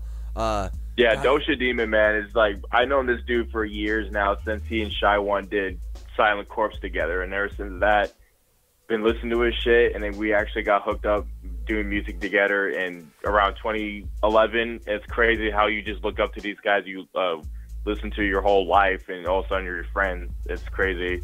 He's been mixing and mastering like all of my songs throughout years, and it's like, it's an honor to work with him, man. Doesn't he? He did a good ass job on his album too. Oh yeah. Yeah, it was kind of funny. I used to listen to Dark Preacher in high school all the time, and then I get into doing music myself, and then it turns out that motherfucker lives like 30 miles from me, and so I started working with that guy, and all of a sudden, oh shit, now I got this guy wanting a feature on my shit. Kind of a neat thing. I was listening to that guy back in high school and shit, and now I'm working with him. Good feeling. Definitely a good feeling. It's funny, but yeah, in a good way, though. It's like, holy shit, I never thought in my life that I ever got to work with people that live right next to me, or those I just listened to since school days. And yeah, that's what's been a pleasure about this radio. It's just some of the people it got us all involved with a lot of people and socialized with a lot of people that we never thought we would talk to in person or on the radio in general, and got to do music with them or do shows with them. It's like a blessing. Hell yeah. And I'm not a religious cat at all, but it's like, dude, it feels like a blessing, you know what I'm saying? Very much. Absolutely, dude. I feel you there. Dude, I love getting involved with these little groups and shit, just for building the bridges and getting all the contacts, talking to all the cool dudes and shit. It's a good time, and then just building bridges for more work and more music and more good shit to put out to the underground followers. You know what I mean? Exactly. Just give them good. That's what people want to hear, and we're the ones that are giving to them. 100%. No ego, no nothing. Yeah, dude, the underground wouldn't be anything without the people putting out their abilities and their time to make shit happen when not really influenced by money like everything else is. Exactly. Everything is influenced by money. Let's be real honest. Fucking name. Like, even the underground. I don't like. I gotta disagree with you in that statement, Noose. I mean, there are a lot of people that put damn good music out, and it's not about the money. But the underground is in itself a business. I'll hold up, guys. I got a customer. Give me a minute. Tell them to fuck off. How's it going? Hey, Factor. What? Chuckklez. I hate to do this, brother, but we got to step off. I got to say my final piece to the NFGR, though. Hell yeah. I love the opportunity y'all gave me, man. Like, this was dope. I remember seeing Factor on Facebook, and we was just mutual friends. Now I feel like I can reach out to Factor because he's a good friend. So, like you guys were saying, the whole bridge built and all that shit, I definitely feel that, and I have been a part of it. Like, I probably would have never been on a news track if I was never on NFGR. You know what I'm saying? So, I even did any collaborations with anybody on the Cypher. So, the doors were open, and I appreciate everything that everybody has done. and how this radio was ran, and how Unknown and Michelle gave Bewitched and I, you know, the rap affiliate, the whole opportunity to broadcast on there. And we thank you guys for that, and NFGR will always be a part of us. Thank you, man. Fucking A, dude. It was a pleasure, Rekka and Bianca. It was a pleasure. And look, I'll get you that fucking track tomorrow. Cause I'm telling you, look, like this shit might be wrapping up, but ain't none of us fucking done. There ain't a single motherfucking host that you won't see still in the underground. I promise you that. Yeah, bro, this ain't goodbye. It's I'm gonna see you later. Hell They're yeah. still gonna hear from us, all That's of what's us. up. Exactly. Yeah. This ain't our retirement video. What the fuck's what's wrong with y'all? We're still keeping doing our thing. Right? So, over here at the Rap Affiliates, man, we love NFGR. Thank you guys and everybody and all the hosts. Appreciate y'all for being a part of the team and for us being a part of the team.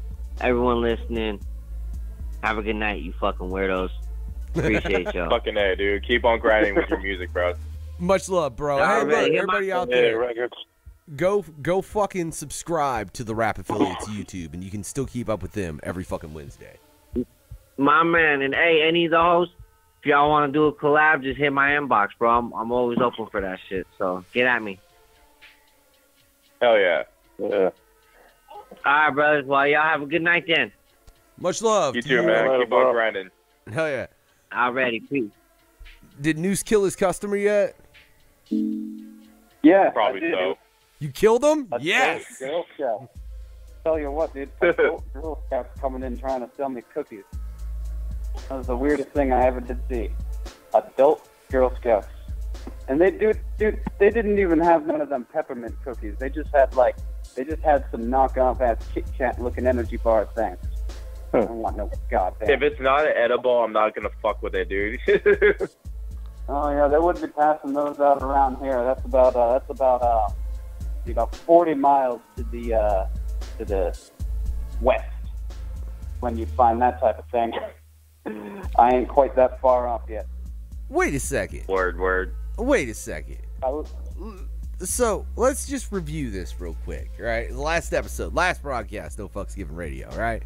Noose works in a vape shop. Let's clarify that for everyone, right? That means if you ain't over 18, you can't come in. And he just had someone come in and try and sell him Girl Scout cookies. Yep. Really? That's what happened. Sounds like a porn. What the fuck? Yeah, It does. that does sound like a pretty nasty anal porno. It's like, why do I have that feeling like I've seen this in a porno before? Because you probably have. You've probably seen it in about 6 or 7 of them. It's so true. Keep the delivery man rolling out. He opens up the box and poof, there goes his dick hanging out. Did she have the box over her tits? Oh, shit. Was she butt ass naked, just holding up a Girl Scout cookies? Like, You know, was she wearing a mini skirt with no panties on, dressed up like a Girl Scout, and came up to sell some cookies? You know, they look like they were college girls, but not the right kind of college girls, the Mormon ones, you know what I mean? The ones that wear the long skirts and the... Oh, yeah. turtleneck. I love how everyone, all three of us are just like, ugh. Ew, what the fuck? Ew. Yeah. That's Yeah, fucking... you know, working at this shop, though, I tell you what, you turn into a fucking celebrity, dude. I went into a fucking Carl's Jr. the other day, and I'm just trying to take my order, and I'm wearing my work shirt, right? And this kid behind the counter, oh, dude, you work at a vape store, man? Oh my God, let me tell you, dude, I got like a 200-watt mod, dude. I got the Patriot RDA on top of it, but you gotta check out the juice somewhere. I'm like, dude, I don't give a fuck, dude. Make me my goddamn burger. And then he brings me my food. He brings me my food to the table, right? Just so he could stop and ask me about what type of vape I'm running. I'm like, dude, I'm trying to have a dinner with my fucking lady. I'm sorry I chose the wrong motherfucking outfit today. Please, if you wanna fucking ask me about that shit, ask me on the clock. And that shit, I am not right now. Bro. Caller, what's up, though? Caller? Did we lose someone or did we gain someone? Lando. Hold on. Huh? Lando, you fuckhead. Well, you're fucking slow to respond, Lando. you fuckhead. There you are. You know what? TC is requesting it like a motherfucker, bro. I'll do it. Don't fuck with me. Since we were talking about vapes, this is the vape lord right here, Lando, right now. It's that ironic, though. You know, you were just talking about me. I call him. We talk about vapes, and here go that motherfucking Lando. Well, now wait. There's a problem with this though, because we were talking about feed earlier. Why didn't Elmo call in? Because he's a fucking loser, and he's on tour. Only losers go on tour instead of calling into NFG motherfucking R. Trying to get all big and shit with your tour, trying to get all this foot stuff in your mouth and shit in different states. What the hell? We love you, Lando. We love you, Elmo. We love you, dog. You don't even know his fucking name, Chuckles. What the fuck? There's too many people I know that kind of sound like each other's names, and it's like got me confused a little bit. I apologize. Dude, he looks like his name would be Jason. It's actually Elliot. Now, why Jason? Oh, though? yeah, I'm curious. That's where the Elmo comes from. It's got that New Yorker twang to it. You know, like the Kylie B or the Danny B. You know, he's got the Elmo. The Elmo. Yeah. I thought it was Elmo, like from Elmo and Sesame Street. And That's what I thought too. That's what I thought too. No, but it's L You and me, slash some of them Mo rhyme. into it. And I was like, oh, you clever bastard. It would only be Elmo if he had a thing for anal, because you know that motherfucker always liked to hand up his ass. Oh yeah. You know. I heard that the dude who actually played the Elmo doll's voice. Oh, don't even get into that shit. God, this is the last Don't broadcast. even, no. I'm not trying to get into that fucking negative I ass don't know if fucking that's true or fuckery not, shit. But, you know, I'm just saying. Jesus. No, So, about Lando. Mr. Noodle on the weekend. So, Lando, so now that we're going to shut down the radio, what's the most memorable shit you're ever going to remember from this show? Doing my reviews. Oh, yeah, that's One right. time I got to do fucked up beer hour and fucking with y'all. That's about it. Well, hey, we're still around, man. Ain't nobody, like I said, the only thing ending is the actual radio itself. Everyone else will still be very much present in the underground. Oh, I know. I'm just talking about, like, this shit. In But general. I got a request for you, dog. If I get this album, A Mind of Evilness, next week released, will you do a review on it?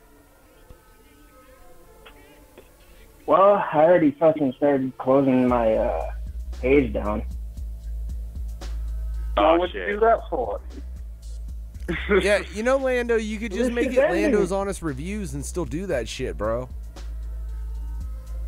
Yeah, but I don't know how You don't need no I post it and shit. On fucking Facebook, motherfucker. Facebook, Twitter, Tumblr, I can motherfucking do that. But You could, like, Adult make fucking Friend Finder. videos and do video reviews. Shit. And dude, get you a GoPro or a webcam. like anybody wants to look at my ugly ass. Dude, put on a mask and you're automatically cool. You could look worse than a goddamn retarded horse. You put a mask on, you're automatically interesting. Wait. Story So of you my saying life. All I had to Story do of my life.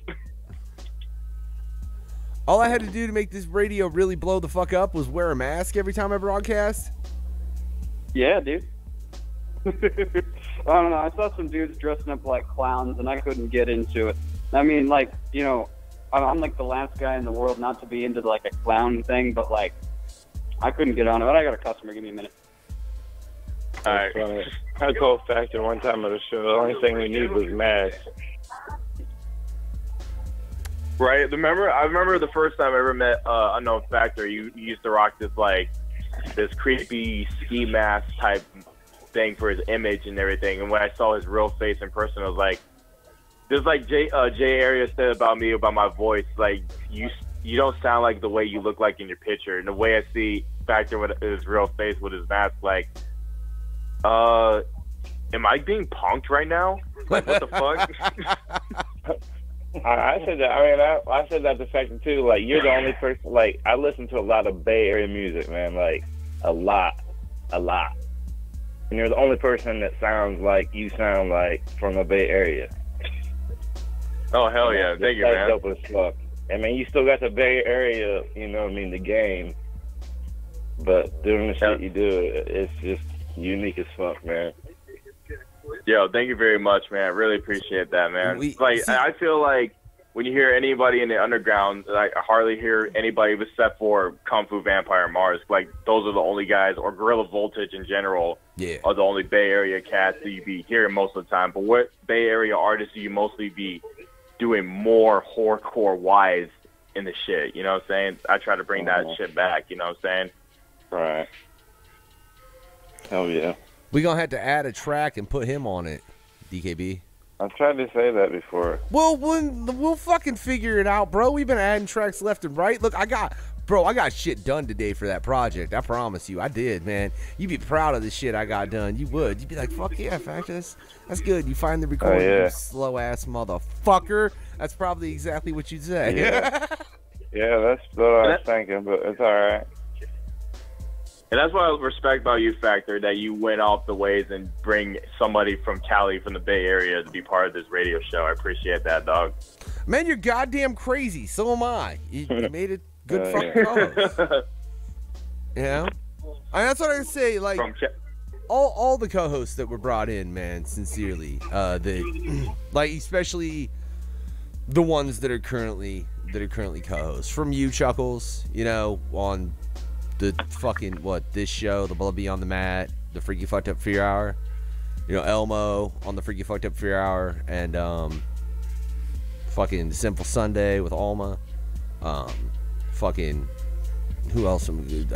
Lynch over on Talk Snuff. It was always a pleasure. Talk with Team Snuff. Yeah, it was always a fucking pleasure. DKB and Racer when we were running Super Nintendo, and then me and DKB running Aliens at my broadcast. Fucking. Oh, I'm sure I'm missing shit because Jesus, there were just too many fucking shows. Comic book. Hey, I did Record Relapse. Record Relapse. Well, I wasn't a co-host on that show, man. I'm talking about guys I hosted shows with, bro. You know. Oh, my bad. My bad. I just got done with the customer. That's a Sports on the Port. Record Relapse, man, which, you know, was Noose and Demonic the Butcher. Definitely fucking two motherfuckers I consider fucking homies of mine for real. No bullshit zone. Yeah, the No Bullshit Zone. Yes, the No Bullshit Zone. Poke, Nitty, fucking Big Will, DKB, fucking Sports on the Porch. Sports on the Porch, yeah, with Nitty and Big Will, and my ass not knowing shit about sports. I never had any, like, it was so rare I had any idea what the fuck they were talking about on that show, guys. I really, yeah. I just didn't know. Or that show that you guys interview porn stars, which I thought about getting on it, but like... Oh, no, yeah, Simple Sunday. Yeah, that was me, Simple Elmo, and Sunday. Alma. Or before, when it was 3 Chicks, 1 Prick, which, my wife at a time versus Humanity. Angel was a host for a time, fucking... or that time when Bloody Ruckus came onto this show, became a Caucasian Caramel. That shit was fucking hilarious. I will say the 2 greatest I'll call them secret guest appearances were by the Caucasian Caramel Ruckus. And the Mass Wisconsin Brawler. Am I right on that, Chuckklez? Yeah, Damian Quinn, we came onto that episode of Blood Beyond the Mat when he those were 2 of the... Because we couldn't find any like wrestlers at the time, and saying Damian, so you hit up Damian and say, "Hey, can you pull up a stunt of you becoming a wrestler and be part of this interview?" And say, "Fuck yeah, let's do that shit." And he pulled that shit off, and people saying, "Man, this is Damian Quinn." And we're just pretending like what are you talking about? This is the Mass Wisconsin Brawler. Hey, what are you talking about? That was the Mass Wisconsin Brawler. That was not Damian Quinn. Let's just clarify that. Everything Chuckklez just said is purely speculation. He's working on that new Cult Activity album and his new project, bro. It's like he can't do our shit right now because he's too busy. Yeah. And again, and shout out to all the Cult crew. Fucking Ruckus, Saul, and Damien doing what they did in the Kool-Aid Corner. You know, I mean, for just all the hosts over here at NFGR. It's been nothing short of just a fucking blast and insanity. It's been a lot of that, and I appreciate, like I said, all you guys that have been on this ride with us, and that will continue to be on a ride of a different sort with us. You know.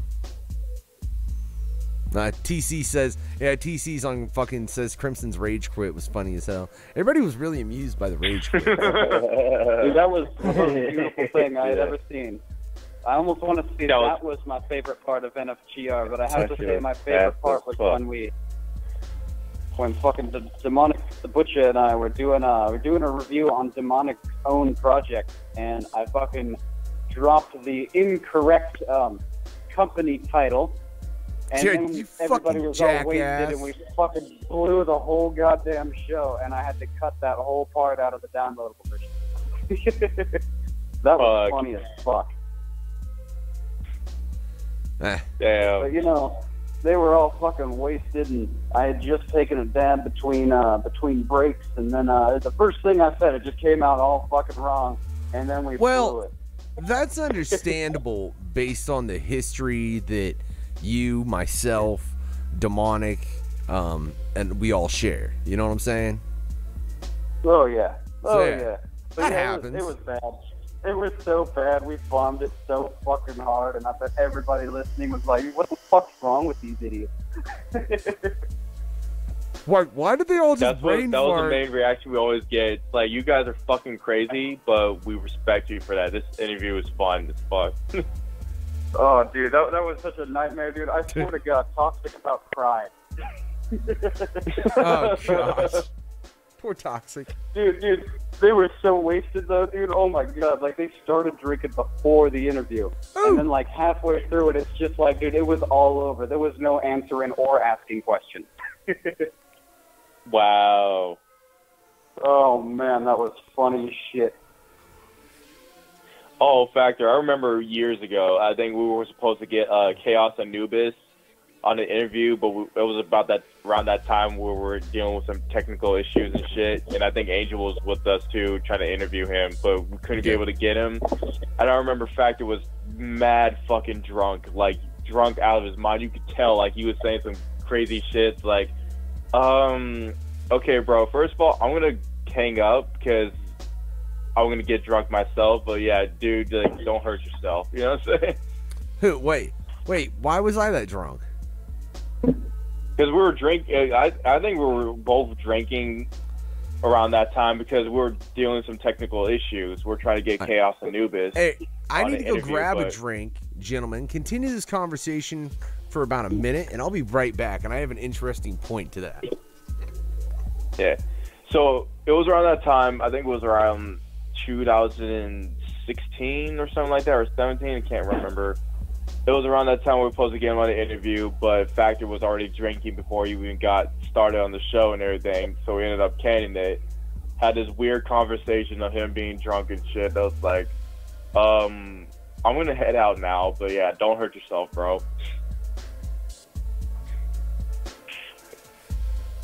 Wait, you're leaving right now? No. Or was that part of the store? No, Factor had to go get a beer and everything, but yeah. Man, I was not getting a beer. He was getting a liquor drink, wasn't he? No, motherfucker, I was getting a goddamn Coke. Jesus Christ, not a Jack and Coke. Oh, well, what's the fun in that, buddy? Well, I ain't got no Jack right now? I settle with the Coke, too. I'm that fucking asshole that goes to the bar and orders a fucking soda pop and plays free pool. You order a club soda, I'll use a basic bitch. Hey, well, you know, I already coked up before I was there. I mean, you know, I handled that part at least. Fucking A. Not that much, but Hey, so let's get back to drunk on air stories, though. That's like what me and Dano always say to each other all the time. It's like, oh, use a basic bitch, huh? So it's like... Hey, hold up, though. let's get back to drunk interview stories, right? Because I know one of the hosts we got on the line right now, the first time he ever spoke to me, I was fucking white boy wasted, DKB. I was white boy wasted. Was he really? Time. Was he drunk out of his mind when he interviewed you, dog? Yeah, I think so. I was, look. I'm pretty sure by the end of the interview, he's pretty wasted. Hell, I think we talked for like another hour after the fucking show. I didn't even know this dude. I ended up fucking coming on NFGR after that. So you're a drunk ass motherfucker. Where do I sign in to join NFGR? Midwest Massacre, you was pretty drunk there too. Hey, look. Now hold on. At Midwest Massacre, I was sober as fuck. No, I was sober as fuck at Midwest Massacre, bro. Was he though? Are you sure? No, you weren't at that show. I don't believe you. No, man, because I was running that show, dude. I was running now my wife was drunk as fuck. Maybe it was. But yeah, that particular show, dude, because I was running the show, man. I don't even fucking, I hardly had time to do anything. I was fucking 90% of the night, I was doing nothing more than running back and forth between Davis and fucking artists and, dealing with this and that, trying to make sure everything was coming together properly as far as times and everything. So bad we wanted to get another one together where we could get everybody at one spot. From the radio? I'd still love to get all of what are the We current thought hosts. about doing that shit. Like, we thought about doing this show. Like, if I ever came out to where Factor is living at to do a show, we would do, like, this NFGR tour. Yeah, it was like we were talking about doing some NFGR tour or something like that. I think one of the homies, Johnny Sinai was the one that brought it up, I believe. Yeah, it was being discussed in terms as far as, but even then, like, think about the fact, if you sincerely got all the hosts of NFGR to go on tour at once, you can't put anybody else on. That's a whole show. That's like hours worth of a show. Yeah, seriously, dude. Look, fucking all of us, right? And then you'd have fucking Skippy, Demo, fucking Rekka, fucking Elmo, fucking the grimy ones if Blaney was coming along. Yeah, I mean, it'd be stacked. It's like a fucking gathering, pretty much, like a mini gathering type way. This is the mini gathering tour. And we can't book any local openers because there's too many motherfuckers on tour. I want to go on tour, but I gotta write a song first. Well, you've got a verse. You gotta write a song first, isn't it? Hey, he's got a real dope verse on that NFGR cipher, though, guys. You gotta give him that. Yeah, he killed that shit. Yeah, you killed that shit, bro. That was the intention. That was like my first ever serious rap, and I was like, I gotta do it right, guys. I gotta do it right.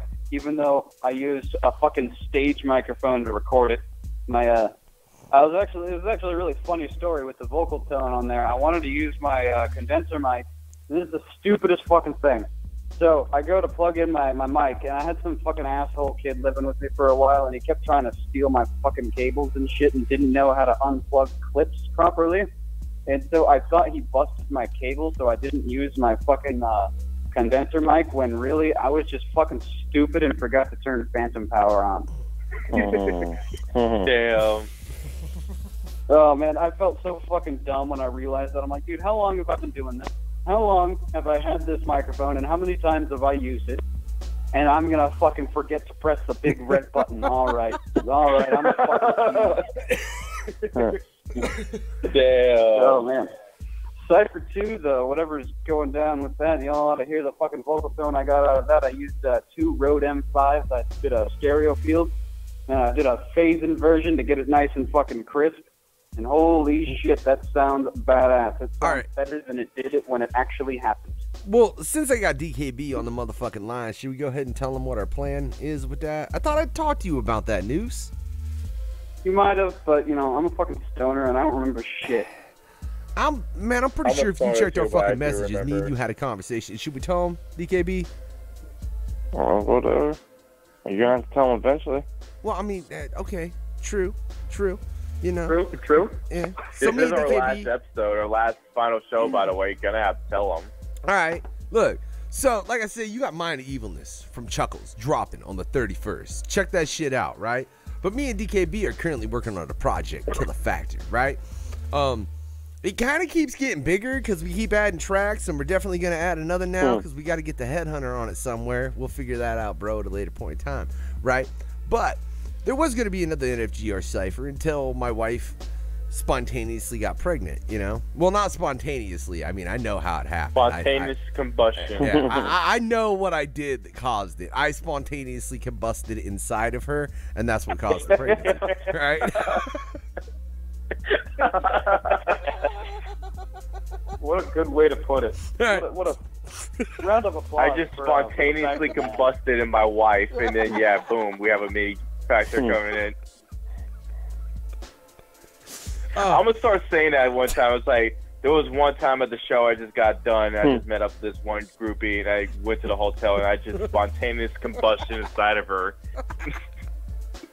I got myself laughing way too hard from that shit. All right. So, but before that happened, we were planning to do another NFGR cipher.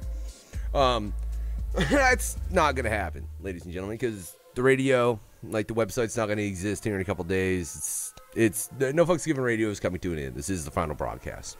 You'll be able to listen to the server for a few more days.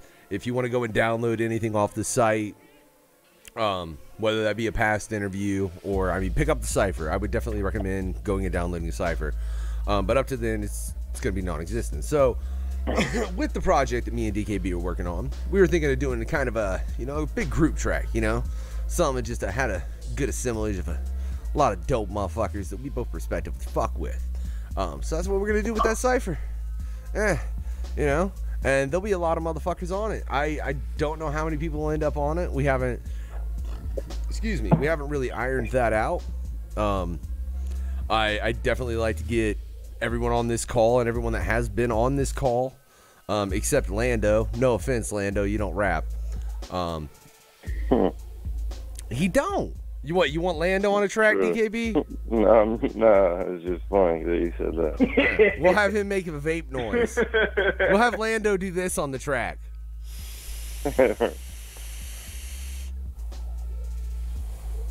That's all he'll do. Vape in the background. Yeah, just a vape in the background. I'll be like, motherfucker, you got to vape to the beat. All right. Shut up. My fucking vapes are actually quiet, fucker. Well, piss off and get a loud one, bro. That's what I need for the beat. What the fuck's wrong with you? Factor was getting on tomorrow next week. Factor was getting on to me about mine, man. It sounds like I take a big old line of coke when I vape mine on the air. Dude, listen to this shit. It does, dude. Jesus. Like oh yeah, dude. Let me just. Oh yeah. Oh, I need some beer, go. That motherfucker's over there like Scarface with a line of coke with a fucking pile of cocaine. Don't let him lie. Like snorting dust cocaine off the table right now. Yeah, dude, right off the top of the till, dude.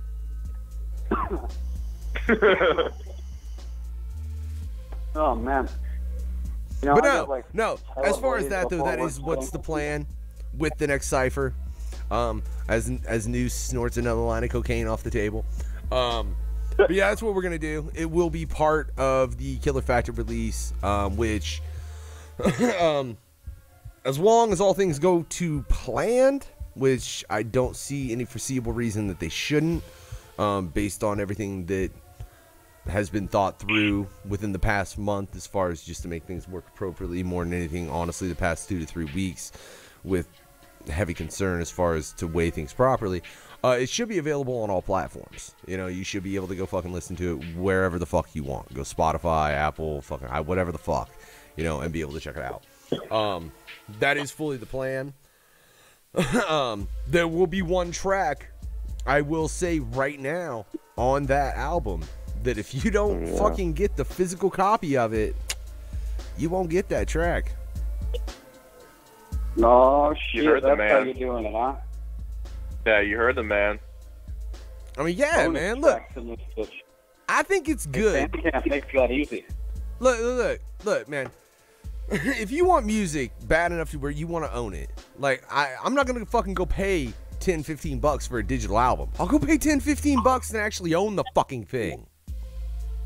Dude, that's my whole argument on it too, dude. If you want to pay for music, dude, if I'm gonna pay for music, dude, I want the fucking case with the booklet and the artwork and the CD to ruin. That's what. Yeah, that's what you're gonna get for a Mind of Evilness. You will get the booklet, you will get the productions, you'll get the credits onto it, all that shit.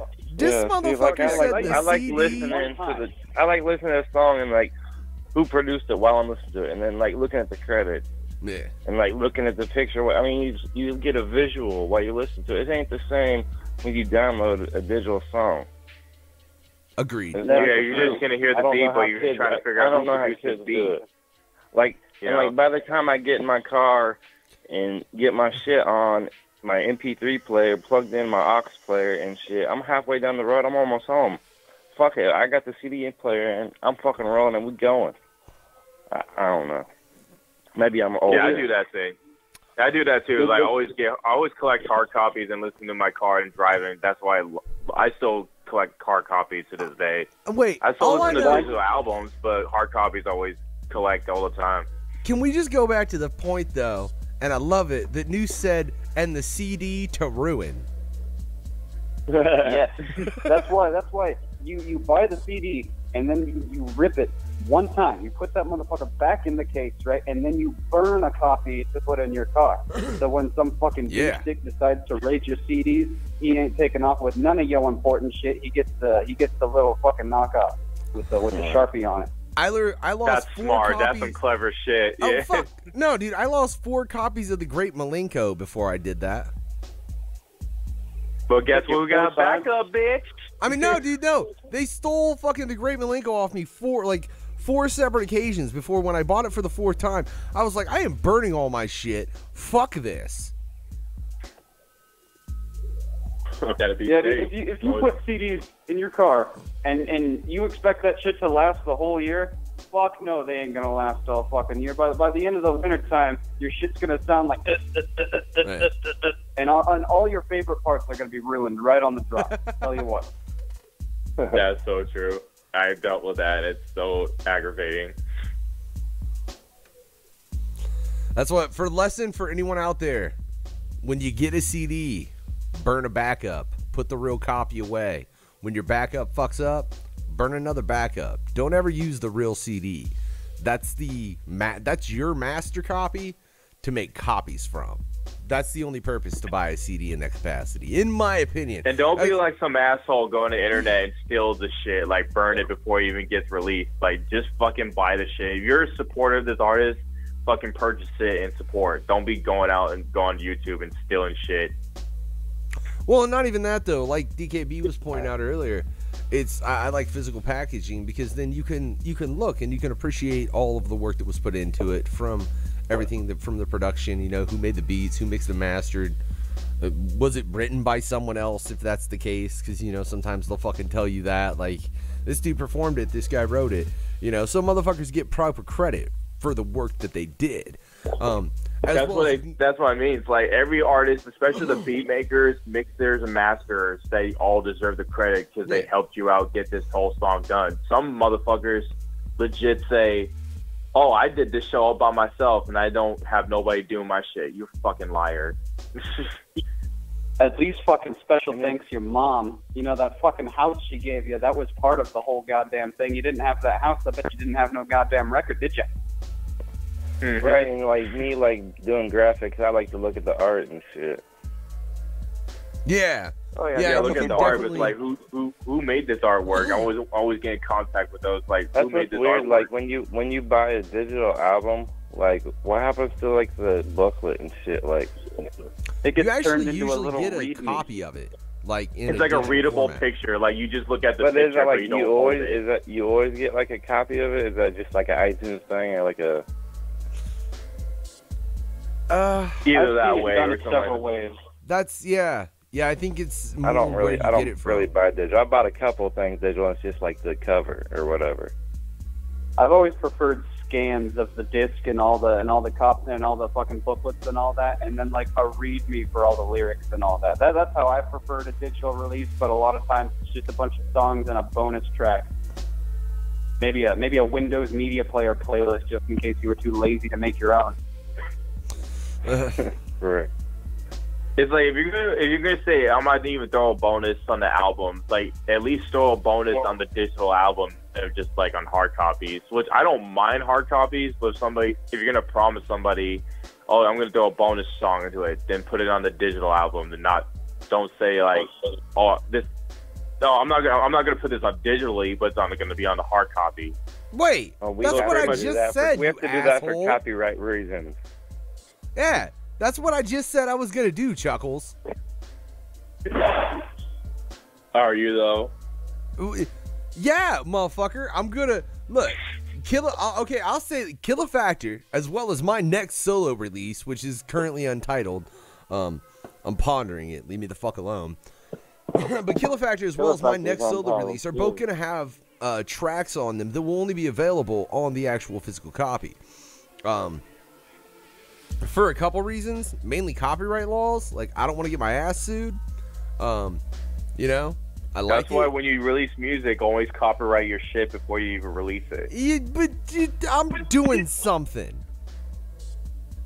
Oh, hey, if you're using samples and shit, a lot of times you want to be careful. Fucking make sure that shit's cleared. You know, you don't want to sample the wrong motherfucking. You don't want to sample the wrong record company's property, or they'll fucking sue you out of your whole project and your house and your car. Okay. I've seen stories about that. Yeah, it's not good.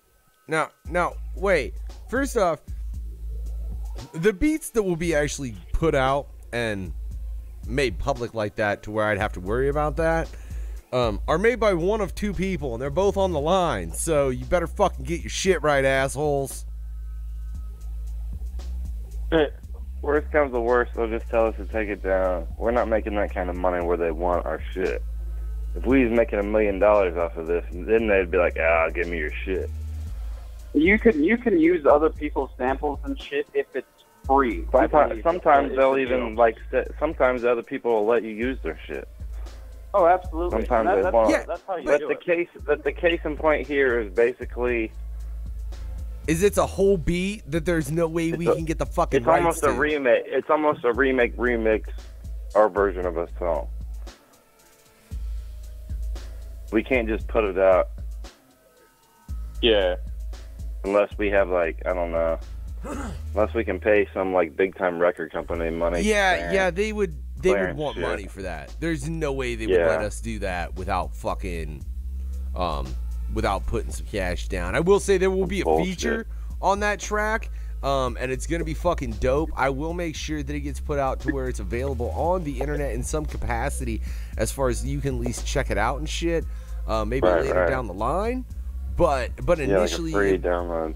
Yeah, but initially it will very much only be available on the album for at least a couple months. I don't know, maybe longer. Depends on how much of a fucking asshole I want to be. Am I feeling lovable or not? I don't know. Chuckle says I'm a lovable asshole. Speaking of free download tracks, I just finished 2 tracks today for a certain compilation that'll probably get turned down. So 2? God damn. Well, like a solo and a group. Oh, okay. All I know is I finished, 3? No, well, yeah, I finished 3 tracks today on our project, except just need that from Rekka, and then that'll be done, and then we got, there's lots in the works. I will say that from everyone, from all the hosts over here at No Fucks Given Radio. Music. Yeah, music-wise. I mean, there's a lot of music in the motherfucking works. The radio's going away. I said there are certain shows that you can still be able to go and find. The Brutal Business, I know they're going to continue to run something. I don't know. Keep up with Skippy Ickham's page. He'll fucking keep you updated on that. Rap Affiliates YouTube, you'll be able to find that. Bobby Waters and Maximus are setting up something for Everybody Eats. I don't know exactly what their plan is at this moment. Check out their Facebook pages. You can keep up to date with that. The fuck else did I say was going to continue to run? Did I space something, gentlemen? Traumatize a Rapper will still be on YouTube. Traumatize a Rapper. I was never an official radio show, though, so that one kind of fucks with me. But hell yeah, check that shit out, though, because they fuck with rappers. It's really rude.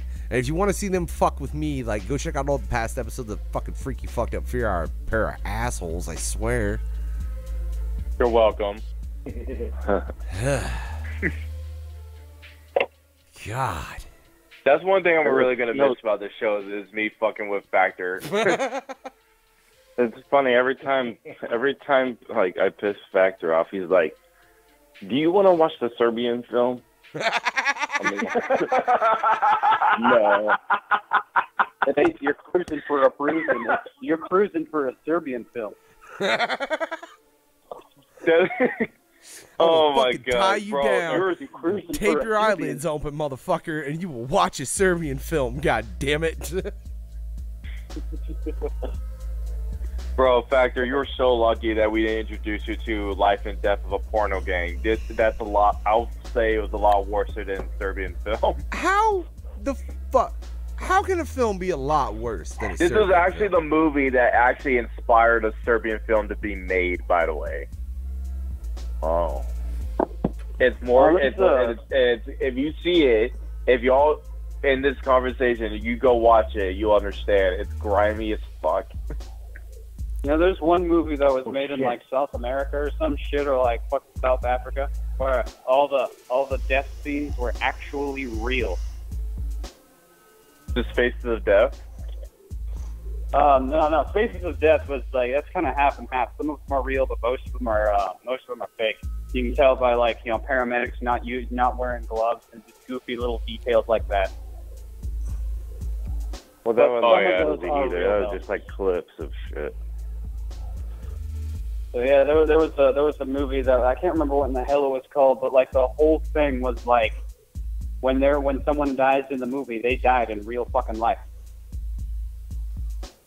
This is like a documentary or something like that? Like a snuff fucking movie? I think it's the movie. I couldn't tell you what in the hell it was called, but it's like banned in several countries and shit like that. Cannibal Holocaust, I think, was inspired by that one. So it was like a snuff film, pretty much. Pretty much, but with paperwork. High budget. So it was like, snuff oh, film. so it's like I'd you have to imagine it sign a was pretty high waiver, and budget. you don't get sued if you die in this film. Well, I mean, I'd imagine, you know, in places like that where you make fucking half a piece of dog shit a whole week, you know, a handful of people might just be down to die for the cause, so their family can not eat half a dog shit for a week and a half at a time. True. But you know, Word. that's some shit. You got me trying to look up what the fuck that movie is. I'm not even gonna lie. No, yeah, if you find it, fucking let me know. I want to know what in the hell that shit was called. I saw the ad for it and shit, and let me tell you, that was an edgy motherfucking ad. It was filmed. What would be the best only a way to film like Google this that, could be gentlemen? filmed. Any theories? Bestscore.com. Oh, there you go. You know, that's a commonly visited place for me when I'm depressed. Well, I found that, you know, I listen to that shit only when I'm depressed. If I'm in a good mood, dude, I don't want to fucking see that shit. Come on now. Wait, what is it called? Bestgore.com. That's not the movie. That's just a badass website where you see a bunch of dead people. All right, well, motherfucker, I'm trying to figure out what this movie is, not just find a fucking bunch of people getting fucked up and murdered and shit. I could find They that got easy. categories, dude.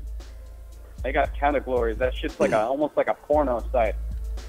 If you see my lyrics music video of Murder in My Dreams, the homegirl Mac Higgins from Razor Dolls used some clips from the site and used it for the video. Oh yeah, their big fucking banner picture with the chick all fucking impaled through the bar and shit. I've seen that reused in so many fucking different occasions. I don't know, but one of their first ads is "Don't jerk off yet. Try this. No credit card, no bullshit, no sign up. View photos." Well, who else do you think is going to pay for advertising on a website like that? They're in the same boat NFGR was. Pretty much. Who else? How else are you going to sell a product on there? There ain't another fucking thing on my mind. If I were looking through that shit, there wouldn't be a single other thing that could be advertised towards me in that type of mindset. Now that I'm done watching dead people, I'm going to go ahead and jack off. I think the only snuff film we ever introduced to people on this show was the One Man, One Jar video. That wasn't a snuff film. That was just someone filming themselves hurting themselves really bad. I wouldn't call that snuff. That's just being a douche. The closest thing we watched to snuff on this motherfucker was a Serbian film. It was basically influenced from a snuff film, and then it was like that. You ever see that one guy, one horse thing? That dude they call Mr. That was a snuff. That video was a snuff because I heard he died from that fucking video. Yeah, he died, but I don't even know if I want to call that a snuff either, because snuff kind of requires a third-party murderer. This was just a horse with a bunch of drunk idiots with an erection. Dude, I swear to God, if this fucking movie is called Death Scenes, Noose, I might shoot you. What? Death Scenes. Is this movie called Death Scenes? I don't know. That doesn't sound like it, but, it could be. It's been a long time. I didn't even see the movie, so, I mean... all it says is various pics and footage of real death. No, it might be just a great big compilation that someone put on DVD. We're sick in the head, ladies and gentlemen, whoever's listening to us and watching this right now. Whoever is, partaking in all this insanity, and sitting and listening to... Why do you think that gets me influenced to write horrorcore music to this day? Is this shit right here. Because we're talking about reality shit. I just want to find this goddamn movie, personally. I'm just like, where's it at? So people were saying about horrorcore rappers, you're saying all this creative shit like you think it's real shit. No, motherfucker, actually go onto these deep websites and you see these videos and you'll understand what we're talking about. Yeah. Oh, yeah. Go ahead, News. People just need a reminder every once in a while that death is a real thing and it can occur in many different forms. Like getting your dick chopped off and hung upside down in a fucking park by the swing set. That's a picture on Best Store. Check that one out. The money shot, I tell you what. You ever seen that footage of American Guinea Pig where this guy shoves a needle into his dick hole? I've heard about that, but I didn't look into that. I'm really not interested in that type of gore. Now that is painful to look at there, I know for sure it hurt my pee hole. I think he turned his pee hole into a peep hole. Literally. Oh, man. What a way to just fucking disrespect one's urethra. I have to stop searching for this film. That's all I know. Yeah, I bet you're finding all kinds of great advertisements and sketchy websites and suspicious links. Got me on some fucking crazy ass shit, motherfuckers. That's one thing. No Fucks Given Radio has fucked up my search history.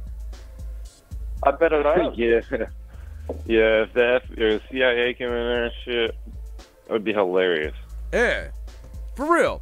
Between the fucked up gore shit I look up for any respective show, I'm half stalking some of these artists trying to find certain information about them, so just to have it for the interview so I can be relevant and know what the fuck's going on at that current time, because it was with a lot of the information on artists, it was in one ear out the fucking other. I just needed to retain it during the time of the interview, and then I had to shuffle it out to shuffle somebody else's in, and then fucking looking up weird sex shit from the fucking sex show. And then, yeah, the fucking aliens ate my broadcast, the shit I looked up with there. Like, seriously, if the fucking Men in Black knocked on my front door, I would not even be surprised. Yeah, apparently, you know, we got some shit down here in America that fucking monitors everybody's fucking every move on the goddamn internet. It's questionably legal, but then again, we're talking ones and zeros. This ain't no real life shit. But it is real life shit, but it's ones and zeros. But it is real life shit. It's the real life shit on top of real life shit to a small real life shit, and now you get real life shit. But is real life just ones and zeros? Is you know, real life that's actually a really good question. You know, apparently there's a lot of people that think it is, and I could actually see it being that way. If you think about, like, universal expansion and shit like that, dude, we're riding on a great big giant hard drive, and once the shit fills up, we got to format. The shit implodes and explodes, and we start all over on a brand new partition. Everything that is, was, and will ever be becomes null and void, and then becomes the same thing again. Fuck you, dude. I'm having a baby. Just hit off it. We just changed up this subject. Yeah. So why am I hungry for some reason? Why? Because he was talking about the universe expanding, and it made your belly go, food. Pretty much. So what do we got in the upcoming projects? Yeah. What do we have upcoming projects? I've got a project. Well, I will say, look, I know for a fact the first thing coming out of what we're the hosts of No Fucks Given Radio, since, you know, technically after this there are no hosts on No Fucks Given Radio because there is no Fucks Given Radio. But I mean, first will be you, Chuckklez, with the Mind of Evilness. You know. Oh yes. Coming out October 31st. Be sure to catch that shit. Yeah, I mean, it's something that's been anticipated with a lot of people. I know fucking Lando's saying you ain't gonna have it out to 21/18, but it will be coming out in just a few days for all you fuckers out there waiting. All right, it ain't like Lando waiting for that Asian pussy. I love you, bro. That was just mean. And then I mean, me and DKB, we got Kill the Factor in the work. That'll be coming up here pretty soon. I got another solo bit in the works. I know DKB and Racer just dropped Aladdin's Castle, which is free over on DJ Nerve. Nerve DJ. Nerve DJ. Yeah. It's on that Piff. It's on whatever. Anyways, yeah. And then Jolly Time will be coming out November 21st, which that's another 19 tracks unreleased shit. Now is that then you we or have Smash EP Bros? coming. That's Smash Bros. Okay. Smash Bros. EP finally. Another album. I don't know. Just working, man. DKB is putting out a lot of shit. He's got Smash Bros. shit coming out. He's putting out this shit with Kill a Factor, me and him, and then like I know you got something solo in the works. Yeah, I don't, but like if I thought about it, like it'd pop off in like a month. That's kind of that's amazing. And I will say that myself and DKV will be working on a couple music video projects here in the very near future. You guys should probably see them. I'm looking forward to that shit. Yeah, I'll say in the next 6 to 9 months, you should see a couple music videos dropping, featuring myself and DKB. Maybe a mixture. Like what all comes of that, we'll fucking see in the future. But there will be music videos coming from myself and DKB. I promise you that shit. I mean, Noose is gonna be all on the mixing and mastering of my solo project as well as Kill the Factor. I know that for a fact, so you can catch all his work right there. Noose, you got a project in the works? Terror Trap mixtape, my dude. I know I'm going to be getting Dark Preacher on there. I'm going to be getting Demonic Butcher, probably a little bit of U Factor. Hell yeah. Fucking Chuckklez.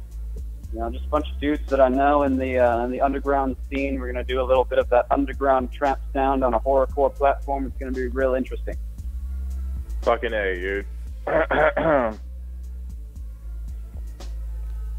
Lando, what do you got in the works? Wait. Noose, did you not hear that? Hear what?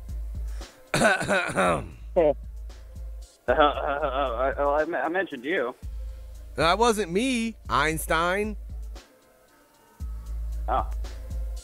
That's all right. Oh, I know what you guys are. I know what he's talking about. DKB, you want me to smack him for you?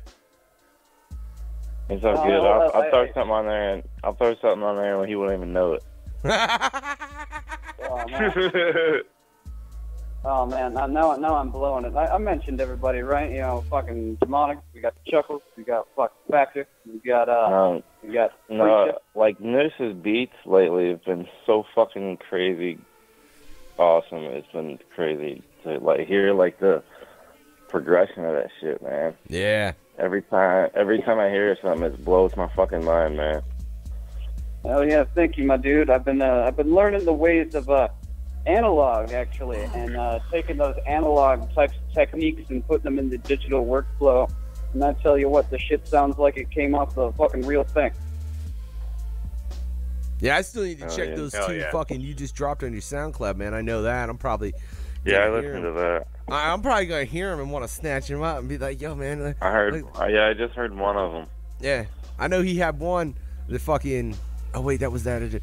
Whatever. I'd have to go through all my notes. That's why that's different notes than the radio. And I've been way more in my music notes in the past week than I have in the past fucking year, which is fantastic. I love it. I'll be real honest. It's very nice to be able to get into now that I can again. finally get some music out. Oh yeah. Yeah, look, man, like I said, I don't know. I mean, there's part of me that thinks I should just kind of drop a track, because I haven't dropped a track in quite some time. Dude, I've got like 9 songs. I know, dude. You've got well, dude, you've got more than 9 tracks, because you got my solo shit plus the Kill the Factor shit. Or are you just saying my solo shit? Oh no, I'm just coming up with a random number. I just know that folder's getting bigger and bigger and bigger, and most of them are finished. Yeah, and most of them are unrunreleased. Yeah. Yeah, actually, I think all of them be on the album. You have to purchase it in order to listen to it. Yeah. See, I think actually everything you've got is unreleased. Yeah, I mean, I've played it a little bit on the radio here and there. If you go and find the right interview, you may be able to, and skip to the end of it, you may be able to hear a Kill the Factor track. I don't know if I left it on. I think I left it on like 1 or 2 interviews. I'm not sure which one. If you want to go look, you're more than welcome. You better hurry the fuck up and do it. There's a lot to look through. What was that, drama? For real. Fuck the drama? Yeah, man. I played that after one show, didn't I? Yeah, I think so. But did I leave it when I put it up on the website? Because sometimes I'll take that shit out. That. Yeah. Sometimes I'll be like, hey, I'm playing it live, but if you ain't catching it live, you ain't going to hear it. And I'll cut it out when I put it on the motherfucking website, the audio up there. So I don't know. I know that'll be coming soon. I know there's definitely gonna be a video coming for that particular track, because for real. What's that one song that y'all are doing that I did the beat for? Fucking what's that one? It's oh fuck! It was originally a DKB song. Oh, probably all true. Oh, yeah, probably all true. Probably all true, yeah, dude. That beat, I fucking love that beat. I'm so happy with the way that turned out. It's very funny that you bring that track up in particular, because I just got everything laid out. I'd recorded it, but I needed to go back and re-record it. I don't know if I ever redid mine. Oh, well, see, you know what, Noose, you had me switch, right, over to Reaper. Oh, with that? You had me switch over to Reaper, you know? Oh, yeah. That's a different DAW. I've been mixing in Reaper a bit more. Yeah, that's a different DAW for anyone that doesn't know. I'm a fan of it. It has been a bit of a learning curve for me, because it's not something that I ever used. But in the capacity of using it, man, initially, like, I didn't account for the delay.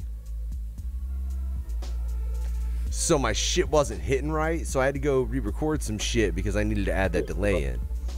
Which, I mean, it's milliseconds. Yeah, it's milliseconds, but once I added that delay in, I was listening to it, and I was like, this shit don't sound quite right. What the fuck is wrong with this? What the fuck? Why the fuck? And I was starting to get furious, bro. I was about to message you and be like, fuck Reaper. I'm gonna kick you, like, what the fuck? And then I figured it out, and I was like, oh. Hell yeah.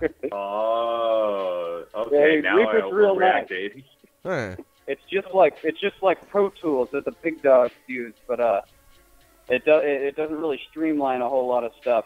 It kind of makes things the hard way. You know, like Audacity has like a whole bunch of shit where you really gotta do the manual application. Yeah. Reaper's kind of the same way, but it's like on a professional scale. I mean, like you could make top dog mixes and shit without using all the features and whatnot.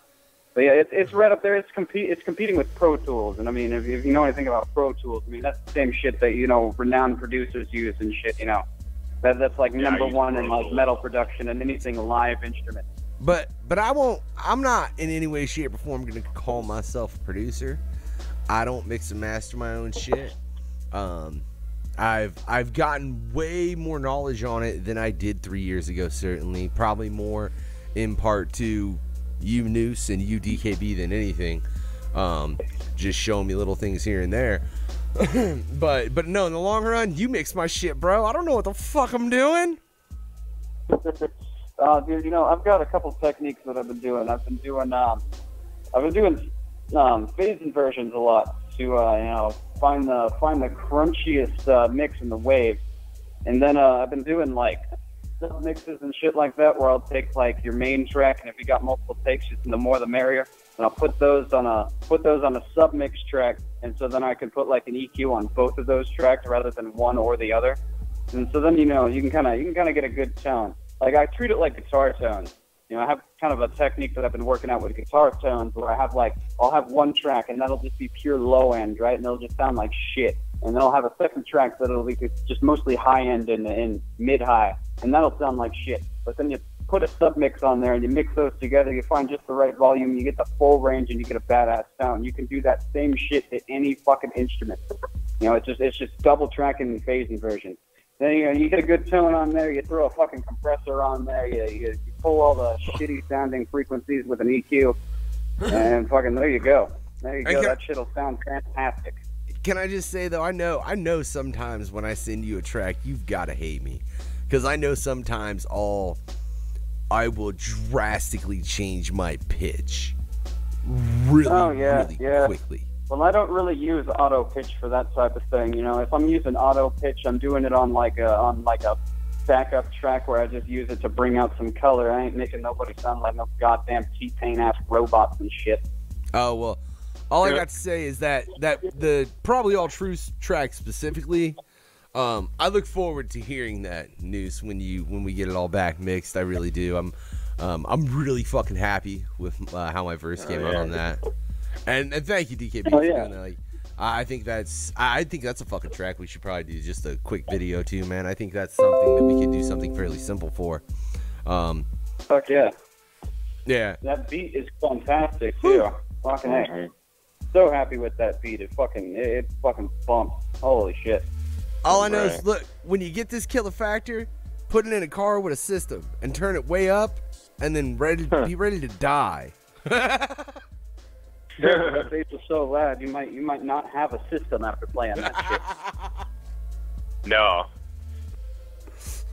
That's like my ultimate goal though as an artist. I want to be that guy that jumps on the stage, and the sound guy probably wouldn't let this happen because I know I wouldn't if I was running the sound. But goddamn it, I want to blow the goddamn speakers out of a venue. There's only a handful of ways I can do that. If I was an asshole and put up a volume pedal somewhere and didn't tell nobody. Or, another way was if I just had a shitty sound guy. But, one day I'm going to bust the fucking speakers out on a venue and I'm going to ruin everybody's night and I'm going to go home and fuck my wife. I don't really have a wife, but I got a girlfriend. That's an interesting goal you've got there, Noose. For real. Some people have goals of touring Europe. I have goals of lighting the mains on fire. They probably won't let you back in that particular venue after that, right? No, the venue wouldn't give a shit, but the promoter would be unhappy. True. If the in-house engineer for that venue was working, they probably would have an issue. But if it was the promoter's engineer, fuck them. I'll just get a different one. For real, though. I'd have to do it in a city that I don't play in very often. I'd have to do it in like a city that I don't like.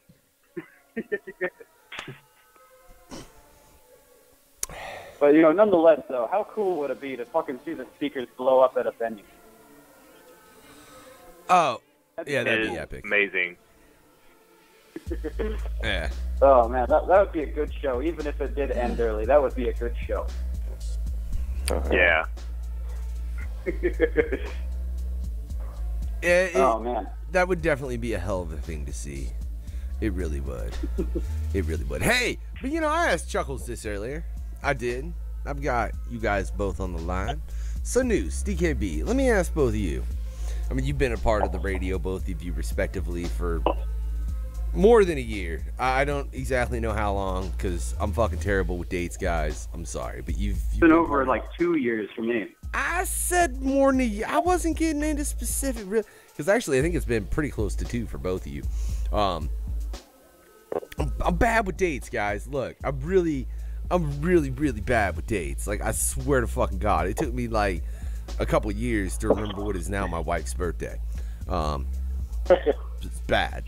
It's bad. I'm not gonna fucking lie, right?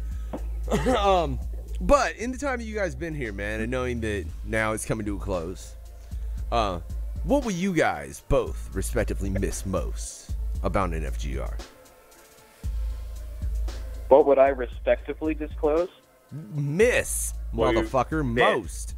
What would you most? How the fuck did he get respectively disclosed from mostly miss? What the fuck? Like, what the fuck, Noose? I don't know. Repeat the question. Now that NFGR is coming to a close. It's like that episode of Hey Arnold when they're on that haunted train and that one weird geeky kid with the glasses always breathes behind Helga's neck. Like, bro, what are you on this train for? It's like, I don't know. God. Look, all right, back to the fucking question. DKB, News, you two, right? Because I already asked Chuckles earlier. With NFGR closing, and you guys being two guys that have really ran with the radio for a large portion of its existence, with it closing down now, what are you most gonna miss about NFGR? Oh, what am I gonna miss? Yeah, miss, there you go. not just close. The fuck? Oh no, I thought I was gonna get to say something about certain people, and I get to talk shit finally and open up my trap. But no, what I'll miss the most, I'd say, is all the annoying fucking Facebook updates and notifications that say, hey, you were tagged in this, and this person was tagged in this too, and then this person commented, and then this person commented, and this person commented, and then you were mentioned in this, and then they commented on this, and then this happened, and then that happened, and then it's like, dude, shut the fuck up, god fucking damn it, I'm trying to work, I'm on a fucking phone call, and all right, oh man, I'll miss that part. So everyone heard that. You know, I had this conversation with Factor too. No, I think Factor real quick, asked for Chuckles. permission. Everyone heard that. You've got to tag Noose more. Yeah, that's right. Yeah, I had to tag him more. Even on projects that he's not even on, I had to tag him into it. Tag the fuck out of Let Noose. everybody know I had something to do with it, even if I didn't. I was the inspiration. I took Psycho Sam's job once. That was cool. All right, hold on, Deuce. I'm gonna let you, but hold on. DKB, how about you? Oh man, just like the brotherhood, the family atmosphere we all had. Just like random people like Lynch and fucking Bloody Ruckus. Like, I never thought I'd be cool with them dudes, you know what I mean? And I don't know, I think I'll miss that shit the most. And then just the random conversations off air and shit. Yeah, that shit was pretty cool. I should have said that. You got a better answer than me. Yeah, it's just the conversation we're having now, you know what I'm saying? Like, it's family type shit. Nobody in the world that I know has this type of conversations like we do, like this. You know what I'm saying? That's true. That's true. Nowadays, motherfuckers be having conversations on their while texting and shit. phone calls wise, this is like what we're doing. You know what I'm saying? Or even in person. You know I what I'm swear saying? to God, I'm just gonna encourage like fucking multi. Y'all gonna make me fucking cry, man. No, look, I'm just gonna like once a week. I'm just gonna like get a bunch of underground artists on the line, just like. Who's got time for a call right now? We're gonna have a conversation. We're not even airing it. We're Fuck just it, fucking talking. Fuck it, you And know, next just hit thing me you up know, you anytime, got bro. fucking Just like mixtapes I'm coming down out with and anything, shit. dude. Well, I know since Noose misinterpreted what I said, and obviously Noose has something he wants to ventilate about, and this is No Fucks Given Radio. Noose? Oh yeah, here it comes. What's on your mind? Oh, well, I guess it's not really on my mind, but you know, I'm like way over it. I'm way over it. But goddamn it, that motherfucker on that one motherfucking record company that we all fucking used to deal with, that motherfucker needs to fucking pull his head out of his motherfucking ass and learn how to fucking rap before he goes and fucking builds the whole goddamn empire made out of bullshit, because homeboy can't even fucking keep a goddamn beat, and then he's gonna go prancing around, oh look at me, I'm a big badass rapper now, I'm a big record executive, oh yeah, my words have power, oh yeah, and then he goes and treats everybody that wants to fucking make it work too like shit, and then he gets mad when it doesn't fucking work because it's his fucking fault, wants to blame every fucking body else. Fuck that motherfucker right there. Wicked 10 Records. Yeah. No, I thought you were gonna talk about that one motherfucker I mentioned earlier. Oh, that motherfucker. What, does anybody else just want to vent? It's the final episode. Go ahead. Yeah, vent. News, I thought you were gonna talk about that one motherfucker that used to be on Wicked at 10. That one that you and I both had terrible bad business with. Oh, that one. That guy. We already had a conversation about him. We didn't give a fuck. He's got himself a red light down here in the States. But yeah, that's a dumb motherfucker. I tell you what. Dude, even in his country, he's known as the goddamn emo kid. Jesus Christ. That's why Ghostman performs over there. You know, I like Ghostman. At least he does the same thing, but he doesn't look like a goddamn idiot doing it. At least he's got his fucking book smart. Jeez. Right. At least he reads about something he writes about instead of, oh, God. That's on the note of that, I want to point out, Noose said something very important right there. If you're going to rap on a topic, you should really study it a little bit before you rap. Oh, exactly. Yeah. That's what I do all the time when I write. I study, you know, say before I even write this shit down. It's the same thing. People want to know if you're like, what the goes fuck you're and- talking about? Here's what I'm talking about, this and that. Exactly, dude. You can't be like the guy who goes down to AutoZone and gets some Japanese vinyl to throw up on the side of his car, having no idea what the fuck it means, and the next thing you know is he's driving around town with "I like dicks in my butt" written on both sides of his car. You never know when you're gonna wind up saying something like that when you didn't mean to, and then you listen back and go, "Oh shit, everybody heard that." Right. Read up on your shit before you go talking shit. That's definitely true, man. And I've seen a lot of the opposite of that. I'll be real honest, as far as people talking shit without being up on their shit, you know? DKB, Oh, yeah. you want to talk any shit, man? Noose and Chuckle sure did. Nah, man, I gotta get off of here because I got work early in the morning. But if I do want to talk shit to anybody, it's everybody that try to come on the radio and basically fuck us over for no reason. Fuck y'all. Other than that, man, I ain't got no beef with anybody. I don't give a fuck about y'all. I'm high. And I love y'all motherfuckers, NFGR for life. Hey, don't leave yet. I'll definitely Hell talk yeah. to all y'all later. Don't leave Don't yet, leave bro. yet, Fuck motherfucker. yeah, I gotta dude. work early. We need Because don't leave I'll tell you, yet. no. We're gonna end this shit right now, ladies and gentlemen. Fuck a box. There ain't no box tonight. This is the final fucking broadcast. It's no Yeah, I fucks told you I given. was going to survive. Dude, I will. No. Because what happened is I threw that motherfucker on the island. The fucking coconut ate his ass. He got added to the stew. Because goddamn it, I needed a headhunter in my stew. Hey, shut up. You tell me. We did not get into that shit. No, you tell me you ain't happy to be part of that First stew. time Island, Wait, no. I survived. No. See, because what you don't understand, Chuckles. No, bro, check it. I'm Listen. still here, motherfucker. No. Listen. It all makes sense. I'm gonna make it all make sense, and it's all gonna be okay, right? Because check it. That stew has pretty much every host of NFGR in it. Actually, every host of NFGR is in that stew, with a plethora of other talented individuals, from Emmy winners to fucking all kinds of dope underground talent. It's like we all hold hands Producers. together and just came up to the coconut. Producers, managers, all that. The only two that aren't in that stew, Chuckles, are me and you. And this is the final broadcast. And fuck shipping you off, bro. I'm just taking you on a trip to the island so we can both get motherfucking ate. AIDS? That's beautiful. You're going to give each other AIDS? Is that what you said? Ate, motherfucker. God damn it, News. Why you got to take a beautiful fucking moment and just fuck it up? God damn. I mean, I love this motherfucker, but I don't love him that fucking way. What the fuck?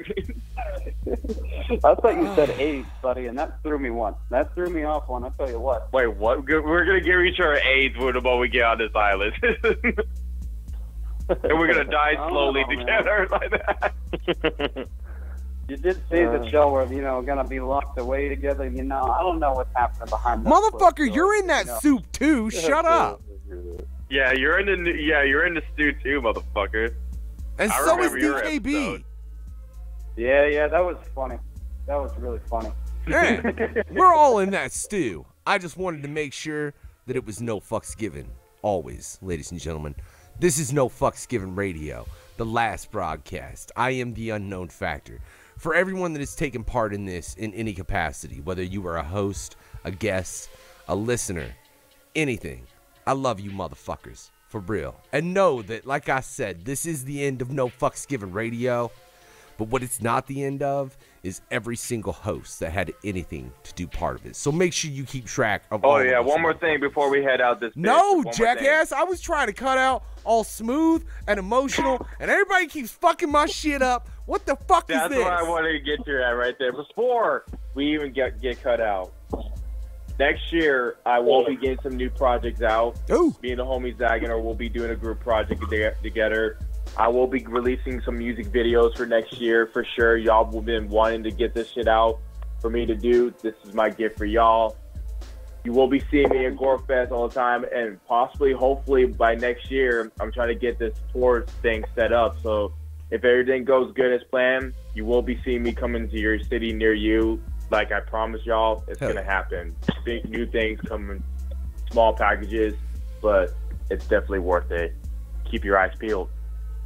And you will see, I guarantee you'll see fucking Chuckles on some projects with some other motherfuckers from No Fucks Given Radio too. I know there's some shit in the works right now actively coming out that involves different hosts all fucking over the place. Does anybody else have anything to say before I end this goddamn show? Because if I get interrupted one more time trying to end the show, I'm a fucking... NFGR. Hey, wait. Okay, I'm finished. I knew he was going to do NFGR that. for fucking life. That's what I gotta say. What?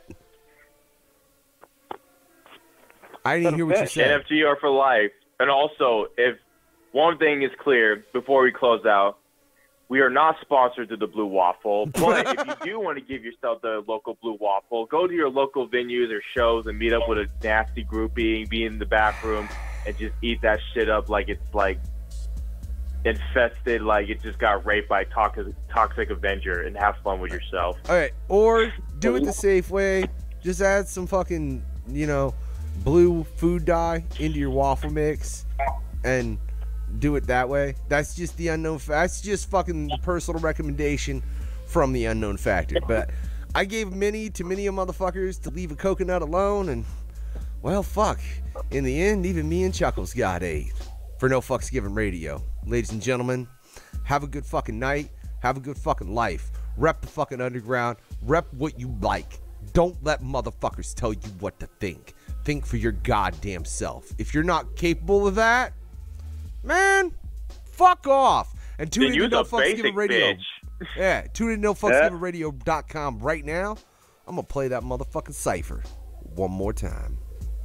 Oh, fuck yeah. Fuck yeah. Stay true and keep it fucking evil. Yeah.